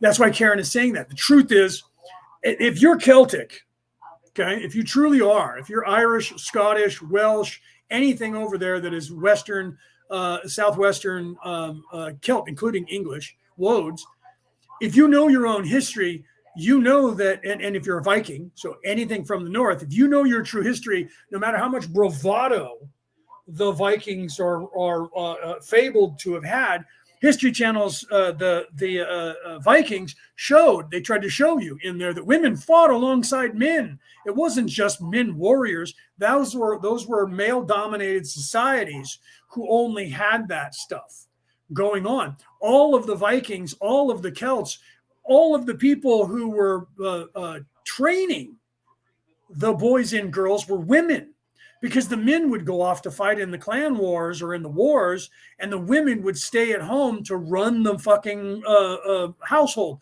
run the farms, run everything. They were the smarter of the group anyway. I mean, that's the truth. That's why when I was in retail, I was accused of sexism many times, because I'd have every store I would come into, by a month or two after me coming into the store, the ratio to men and women would be completely not what it was when I got there. And I would have 90% women working for me and 10% men. I kept the men around to do manual labor. But the women were more motivated and smarter than the men. I was aware of that as a manager. I didn't say that out loud because that would be sexist, or that would be but that was the truth of the dynamic. People thought I did it because I was trying to screw all of the staff. But if you ask the staff, there was nobody who would say, yeah, I had sex with him. Well, he's just trying to screw the staff. I bet he screwed everybody in this building, all these women. You ask all the women, and they're like, no, he's not like that. He doesn't do that. And they're like, they're just covering for him, because that's what they would do if they were in service to self. You're right. They would hire all hot women because they would be trying to have sex with them. So I get why that would be. That's not why I did it. I did it because when women are bored, they clean, they straighten, they organize. When women are talking to other women, they don't stop moving and just stand there and talk. They clean, they straighten, they do the job they're supposed to be doing while they're having a conversation. I like that about workers. You can talk all you want as long as you're paying attention to the customers, and stop talking when you need to help a customer if you're doing work while you're doing that. I don't care what you're talking about as long as it's not offending somebody, because you're talking about, and then I was on this guy's rod and I was sucking this, and then somebody walks up. We're all going to get in trouble for that, because that's, you can't do that. So as long as you're not doing that, I don't care, as long as you're moving. Men stop. They congregate to one another. They stand around. They do nothing, and they just talk. You have to constantly check on them to make sure to whip them back into shape, to keep them moving, to do a job. So I would hire mostly women because I would have a successful store. And I would have the men around because I'd go, you grunt, ugh, lift that heavy box. Right? I mean, I wouldn't talk like that to them, but that's what I was doing. That's why I did that. And people would, when they asked me honestly, why is your staff more women? Because they work harder, 10 times harder, 100 times harder than men. More efficient. When they get bored, shit gets cleaned. They have pride in everything. They wouldn't shit. Men will shit where they sleep. Women don't do that. Okay? Men will do that. They'll eat where they shit. They'll sleep where they shit. They don't care. Okay? That's the way men are. But if you point men and say, kill, they'll do it. So that's why constructs in military is always men. They're easier to lead. They're not as mature as women. They can't multitask and think as much as women can. This is all truisms. A man can only multitask up to 7 things at one time. Women can multitask between 11 and 14 items at once in their mind, in their brains, at all levels of age. Okay? And that's bad, because men have been dumbed down by society to not do that, and women have fought against that because women have a stronger will than men do. This is all truisms. I'm not saying this because I'm trying to be cool. I'm saying this because this is what I know about society. It's why women were treated as property, and why they spent more than 2,000 years trying to shut them up and control them. Because they know that if they don't, women are going to fix shit. There's evil women too, but women are not going to allow, the reason that people don't get away with shit today is because women get tired of it happening. When you get women pissed off and they get tired of something happening, they fix it. That's what they do. All right, that's enough of that. Everybody out of the fucking pool. I'm tired of it. Get out of the pool. Nobody's swimming anymore until you guys can calm the fuck down. If a man says that, they have to start whooping somebody's ass. A woman comes out and says it, everybody just gets, oh, mom, and they get out. The truth is, if you are in any military and you have a klaxon, an automatic computer that talks in your head, it is always going to be a female voice. Why is that? Not a male voice. Because in the middle of combat with craziness going on and death and mayhem and pandemonium, men hear a woman's voice over everything else. Men are yelling at men all the time, telling them what to do. Go, move, move, move, this, that, kill, kill, kill. But what they hear is a woman's voice. We're programmed to do that. Why? Oh, because your mother. No, it's on a 3D level. You can explain that away if you want to try. You're just programmed because society programs you. The same society that's trying to make women shut the fuck up? No, that's not on that level. Because if that were the case, women wouldn't be what we hear. The truth is, We hear that because they're the voice of reason, they're the voice of caring, loving, compassion, the energy, the Kunda buffer energy, the energy that is the yin to the yang or the yang to the yin, depending on which one you see as the white and the dark. Okay? They are not the Mars war fire energy. They are the earth. They are the sky. They are the loving, caring, nurturing portion of the universe. They are that half of the creator of the universe that is all loving, all caring, all knowing, not the war, the hate, and the destruction. The war, the hate, and the destruction is the masculine energy. We need a balance of both to be perfect. You can't have one without the other. But if you're only listening to the physical male war Mars energy, you will be of the flesh only. You'll be self-serving and you'll be warlike and you'll be dumb like a dog. That's why they say men are from Mars and women are from Mars, war, and women are from Venus. Why did they say that? Because Mars was the god of war and Venus was the god of love. Duh, think about this, guys. If you pay attention to the symbology of the ancient Greeks and Romans, you know that when they said men are from Mars, they didn't mean from the planet Mars, but they meant from the god of war, aggression, male, Mars, Venus, the goddess of, right, Mother Earth. Thank you. Mother Nature, Karen says. Mother Earth, Mother Nature, etc. Why is the nature and those things that are natural the mother? And why is the fatherland the country that is war? It's the fatherland. But it's Mother Earth and Mother Nature, Mother Moon, right?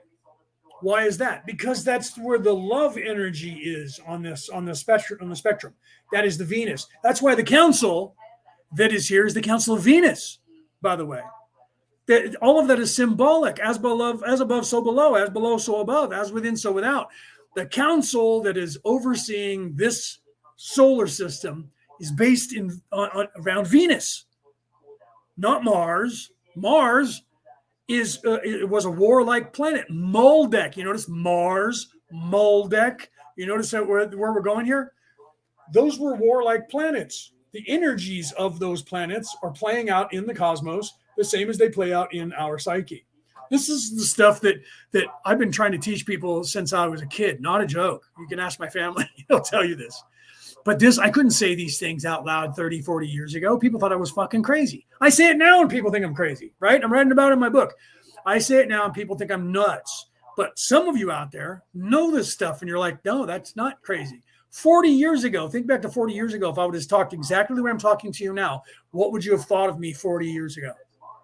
If you're alive long enough to know, remember what it was like. Okay. Earth is like a womb. This is Karen talking again. Earth is like a womb, birthing many species. Everything. Yes, everything is life. The Earth itself. Okay, the Earth itself, Terra itself. Right, I say Terra because everybody always says Gaia. Terra means Earth. Okay, we're not Earthlings, we're Terrans. Because the name of our planet is actually Terra, not terror. Terra, which means Earth, means planet, really, means Earth. Gaia, which is the ancient Greek word for Earth, by the way. so I say Terra, terra firma. That's Earth. Gaia is the ancient Greek word for the modern Latin terra. So terra comes from the Gaia. So Gaia is not wrong. When people say Gaia, they're just going to the Greek. Right? So I'm using the modern Latin that came from the Greek when I say terra. So our planet is currently called Terra. We are Terrans to the rest of the universe. Not Earth. Earth means, I love that Earth means Terra, but Earth means dirt. So in the book and in the movie, The Last Starfighter, when I can't remember his name now, the kid, when he was talking to Grig was the draconian alien lizard guy that was his partner, and he said, "Where are you from?" And he said, "Earth." And they had translators, so he knew what he was saying. When his response was, "Earth what?" Because Earth means planet. So he says, "Where are you from?" Planet. Well, planet what? And he's like, huh? No, it's just planet. It's just Earth. He didn't realize that translated in the universal translation to the word planet. So we say we're Earthlings, planetings. We're from planet. When Gaia means this place. Its name is Gaia. The consciousness, which is still veiled very much, that is this Earth, is Gaia. That is the persona of that the consciousness of this Earth is actually, it goes by Gaia. In becoming conscious, not self-aware yet, but conscious. Yeah, but it has a personality. Its name is Gaia. So that translates into modern as Terra or Earth, but meaning Earth means dirt, means the ground, the land. That's why Earth. And so Earth means the actual crust. Terra is the entire sphere. Gaia is the entire sphere. Anyways, yes. To get back to that, to get on point. Yeah, and ET, phone home, right? Yeah, ET. Big plans for us, ETs. Yeah. So the truth is that the feminine energy is the cycle that we're going into now. We were for a long time. This is what it meant in the Bible when it said, the devil shall rule the earth for a time. Time has a beginning, a middle, and an end. That time was the Baktun 12. According to the Mayan calendar. Now we're into Baktun 13. There's that 13th cycle again. That is the beginning of the age of Aquarius, the feminine energy. The region of space that our solar system is moving into is actually changing the dynamic of the energy on this Earth. And the reason that it does that is it's set up in the universe so that even if your cycle, like this one, is stifled and you're stuck, you will naturally become unstuck if you don't unstick yourselves before you get there. So what's happened here is the people were so stuck here for so long, even though the people like us, these wanderers that have come in, billions of us, to change the dynamic, we're one of the planets. This is why this is so rare. You hear some people say what's happening here is very rare in the universe. It is. Not that it's rare that people get stuck. That happens quite often. That's part of the dynamic of what can happen, one of the possibilities. But being this stuck to where it's taking the universal energy itself to right the ship is actually a 1%. So you guys don't know it, but you're part of one of the luckiest groups of people in all of the multiverses. 1% of the total population of souls will ever go through the experience that you are experiencing currently. 1%. Everyone goes through the veiling in this process and possibly getting stuck and being stuck for a time. 1% gets this stranded to where they literally are saved by the bell, as it were, so to speak. So literally what's happening is whether the people on this planet change or not, all of the energy on this earth is shifting and there's nothing anyone can do about it. Even if, let's say, that the evil people on the earth were able to have just total world annihilation and murder everyone on the planet, it wouldn't change anything because they will change in an instant as when they get far enough along. Okay. It's just the way things work, but it's very rare. 1% ever gets to this stage. And this place is one of those places that is going to get to that stage. And some of us know that.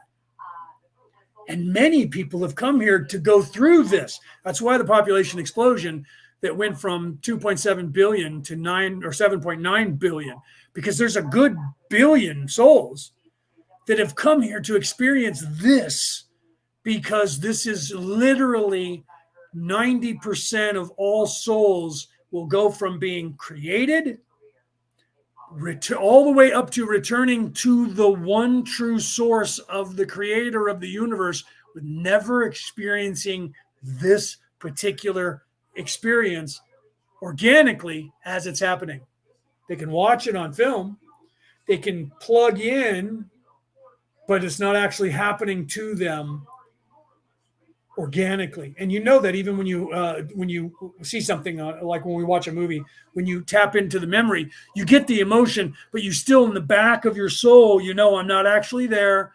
This didn't actually happen to me. Some people want to experience this, and they have flocked here to this earth for this to happen. It's something that I couldn't tell you that what I just said to you 5 years ago, I couldn't have said out loud. Ask Jacqueline. She'll tell you that tomorrow. I could not have said out loud to the world to hear what I just said to you 5 years ago. The planet was not in a place for me to say those words out loud. And there's still some things that I can't tell you because no one's ready for it yet. And we try, but the universe stops us. We can't, it'll make it go away. I have this happen to me and I laugh when it does. I'll try to tell you something and I'll get there and I know I'm trying to push. And all of a sudden the memory will be washed out of my mind. And then when I go, okay, all right. I'm not going to tell them. I swear I'll get the memory back and I'll know it again, but I just can't tell the world that. I could tell individuals who are ready to hear this. I could say it to them, but on something like this that's literally going out to this entire planet and will be out in the ether floating around this planet until we no longer have this technology. There are certain things that the entire species has to be ready for. So we can't give you some information. A psychic, a true one, will tell you that when they're giving you a reading. Sometimes there's information they can't tell you. They know the outcome, but they can't tell it to you because you have to actually go through it. And it's something that you have set down for yourself to experience organically, and your higher self will not allow that medium to tell you because it's something that you set down that you wanted to learn on your own. So you won't have someone warn you about it. It's part of your learning experience. And a lot of psychics won't tell you that out loud because they're afraid that will diminish them and people will not trust them as real. Okay. Yeah. See, Anna, Anna says, yes, very true, Leo. There are things that cannot be told yet. There are things that we can't say out loud. You and I could talk to each other about them off camera, personally, texting or otherwise, voice. You and I could exchange everything that I could tell you that you're ready for. You could also do the same and tell me that I would be ready for, and we could have these conversations and laugh about it and know that the shit that we're saying to each other. Jacqueline said, and I think I said this at the onset of the show, and I don't remember last week if she said it to me personally or if she said it while we were on air. And I didn't know this, but she said when we first met about 6 years ago and we were behind the scenes talking, because when I talked about that were her and I at the beginning of her show, and that's why I think she might have said it on air, that we used to talk almost every night. Peter Coyle, who was here, I don't know if he still is because it's getting late for him, being involved in the group that we used to talk behind the scenes pre-COVID, getting ready for COVID. You guys don't know that we all knew about it. We all knew that it was going to happen. We were preparing everybody for it, and everything that was going to take place from that time until now, and setting up these coalitions and getting all this stuff. And we were all talking behind the scenes. I was being very open and saying things that Peter and I had talked to about off camera, just in that group of 5 of us, 6 of us, sometimes 7 and 8 of us, most of the time 4 of us or 5. And Jacqueline was actually listening to me talk, and she actually said to herself, and she told me this last week, I thought, oh man, we can talk about that stuff? Because she knew and knows all, but she didn't know how much she could say out loud to people. And we were just openly talking about shit that was very awake. As a matter of fact, planning, look, this is what's going to happen with COVID. This is where this is going, why this is happening, who's doing it. This is what I know. What do you guys know? What are they up to? And all of this, and preparing the world. And we were also talking the way I talk now, 6 years ago. And Jacqueline was like, oh my God, we can actually say this stuff out loud now? Because if you don't know it and you're used to not saying it, you don't know how much you can say out loud until you start trying to do it to someone. And so Jacqueline to this day will tell me, she'll call me and she'll be like, I need to talk to somebody who will get me or that can understand what I'm saying. Because you, Anna, you know this, Karen, you know this. You can't just have this kind of conversation with just everybody. They'll think you're crazy and they'll leave you or tell you you're nuts. So you learn not to do that. And so you only talk openly to people that you can. And then if you're around people, you talk in code. It's just so that other people don't really understand fully what you're saying. So Jacqueline knew this stuff, but didn't know we could just openly say it until I started just openly saying it. And then she just cut loose. And she started talking to me, and then she tried to push, let's see how far we can go with this. And we literally, her and I would get to where that Peter Coyle would have been the only other person in the group who actually understood what we were saying. And no one else understood that. And they'd literally say, there they go. They're talking in a language now that I don't understand, which happens to us when we're online. It happened live on Earth Day 2 years ago. Where literally Virginia was on there with her mother. Her mother was sitting next to her, and her mother said, did they start speaking a different language? I don't understand what they're saying. Literally, because that's what we did. But we weren't speaking another language. We were speaking spiritual language. But we weren't talking in code. We were talking in perfectly good English. It's just the words that we were using were people who were not of a high enough vibration were not actually aware of what those words meant, and they started wondering if we were speaking a foreign language. We do that, and I do that sometimes when I get on here, and people are like, dude, you're just insane. I'm like, oh, to you I am. You're absolutely right. Okay. So, right. No, I agree. And was talking to Karen. You guys are talking to each other now about stuff in there, but that's good. So, commercial, and then I'm going to go because it's almost 7. I got to get dinner. Okay. It's almost 7 p.m. over here in America, for California. Tomorrow, because some of you are in Australia, so you're already on Sunday or Saturday. Noon my time, tomorrow, Saturday, noon Pacific, West Coast America, 3 p.m. East Coast America, on Jacqueline Taylor's podcast, which is Oneness Project Life, on YouTube and on Facebook. We will be live. And we are going to do a roundtable. So Anna, Karen, if you guys are available, you guys might want to come on, because we're taking anyone who is of a higher vibration, whether you're a magic user, a medium, a healer, or just somebody who's awake. And we're going to have a few of us, probably 4 or 5 or 6 of us, on a roundtable. And what we're going to do is talk about all the things that we go through, how we gain knowledge, what knowledge we gain from the universe, what we do personally, how we personally receive that knowledge in whatever genre that we have, what we go through and physically because of the consequences of a higher knowledge, what we go through spiritually, how we're attacked and stuff like that individually, so that people in the world can hear our voices and see that all of us from around the world are literally gaining the same knowledge that we can all unlock, but it all is interpreted by each one of us individually, even though we get the same thing. Like mediums, for instance, the same 2 mediums can sit next to one another reading the same person. They'll get the same information, but how they get that information from the other side is personal to them. But they'll still get the same information and have the same thing they can tell to the same person.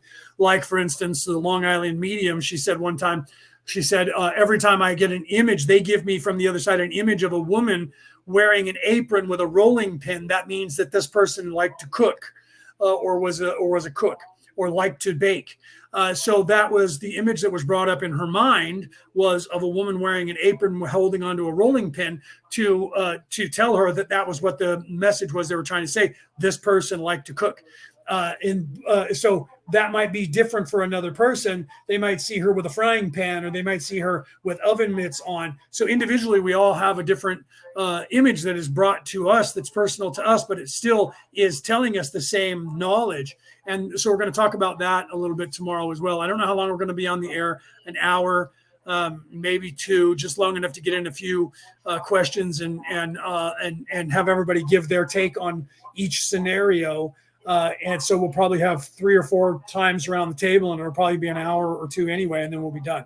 So if you guys are interested, either one of you guys are interested or both, let me know in one of the chats either tonight or tomorrow. We'll put the link for the show if you guys want to tune in and watch and ask questions. It'll be on Zoom, but it'll be broadcast on YouTube and on Facebook on those 2 channels. Oneness Project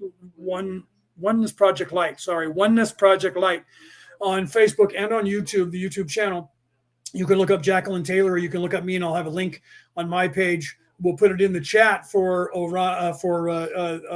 the Law of One chat and Returning to the Old Ways chat on Messenger. We'll put a link in there so that if you're on one of those two chats, you'll be able to just click on that and come watch the show live noon Saturday. That's GMT -7, UK -8, Australia minus, 16, 17. It's 20 minutes to 7 p.m. here for me right now. So if you're in Australia over there, Anna, you know what time that is for you, because you just look at your clock right now and deduce what noon would be for you. Okay, so I don't think you are in those chats, Karen. I don't know why. Well, you should probably be in both. Definitely the Law of One chat, but Returning to the Old Ways, that's one that we keep. We don't just put everybody in that one. That one's for higher vibrational people. You should be in both of those. I know you're in the Eastern time, so it'll be 3 p.m. for you tomorrow, Karen, if you want to watch us or if you want to come on and speak, because there's, I don't know how many of us are confirmed right now, but we're trying to get 4 or 5 of us. And it's Jacqueline and I are producing. It's actually really Jacqueline producing, and I'm just helping her to produce it because she said, help me put this together. I want to do this next week. And I said, okay. So it's going to be her, me, Peter GV. Peter Coyle can't because he's got a gig that he's doing at the same time. And there's a couple of psychics. So if one of you two or both of you guys want to come on and talk for a few minutes, that would be cool, because we're, like I said, that's the dynamic of what we're going to do. I would love to. And so, yeah, let's, Anna, see if you can get Karen into there. If not, I'll approve it. I got to get off here and cook dinner for myself and my mom and eat, and I can play on my phone to add you. But Karen, I don't know why you've never been in the groups. You should be in both of those groups for the conversations that go in there. Your voice is an important contributor to the knowledge of the people in those groups. So we should have you in both. One for the show here for the class, and the other one is Returning to the Old Ways that Peter GV and I have had for years. We've even changed the name of one of our groups on Facebook to Returning to the Old Ways because of that. And that's the subtitle of my book, because of Peter creating these groups of Returning to the Old Ways.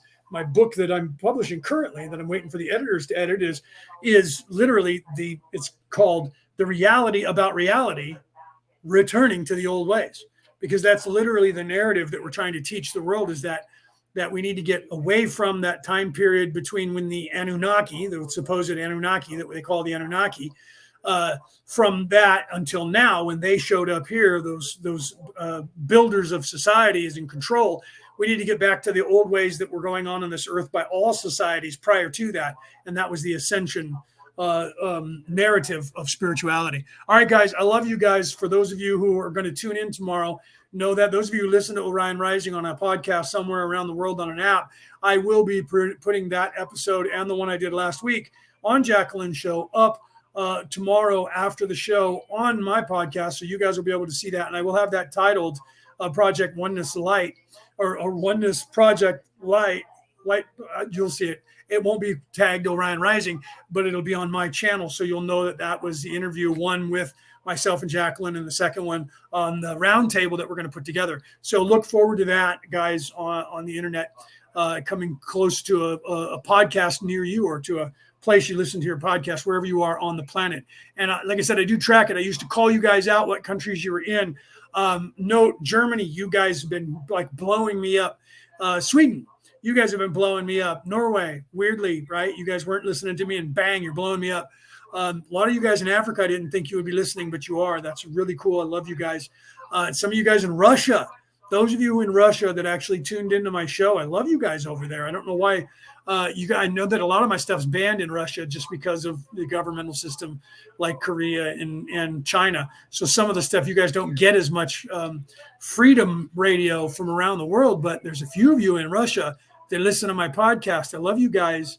You guys should look into freedoms and knowledge and ascension. I love you guys. Have a great night. This has been Orion Rising. I am your host, Leonard O'Neill. Good morning, good afternoon, good evening, or good morrow, depending on where in the world you are tuning into this show.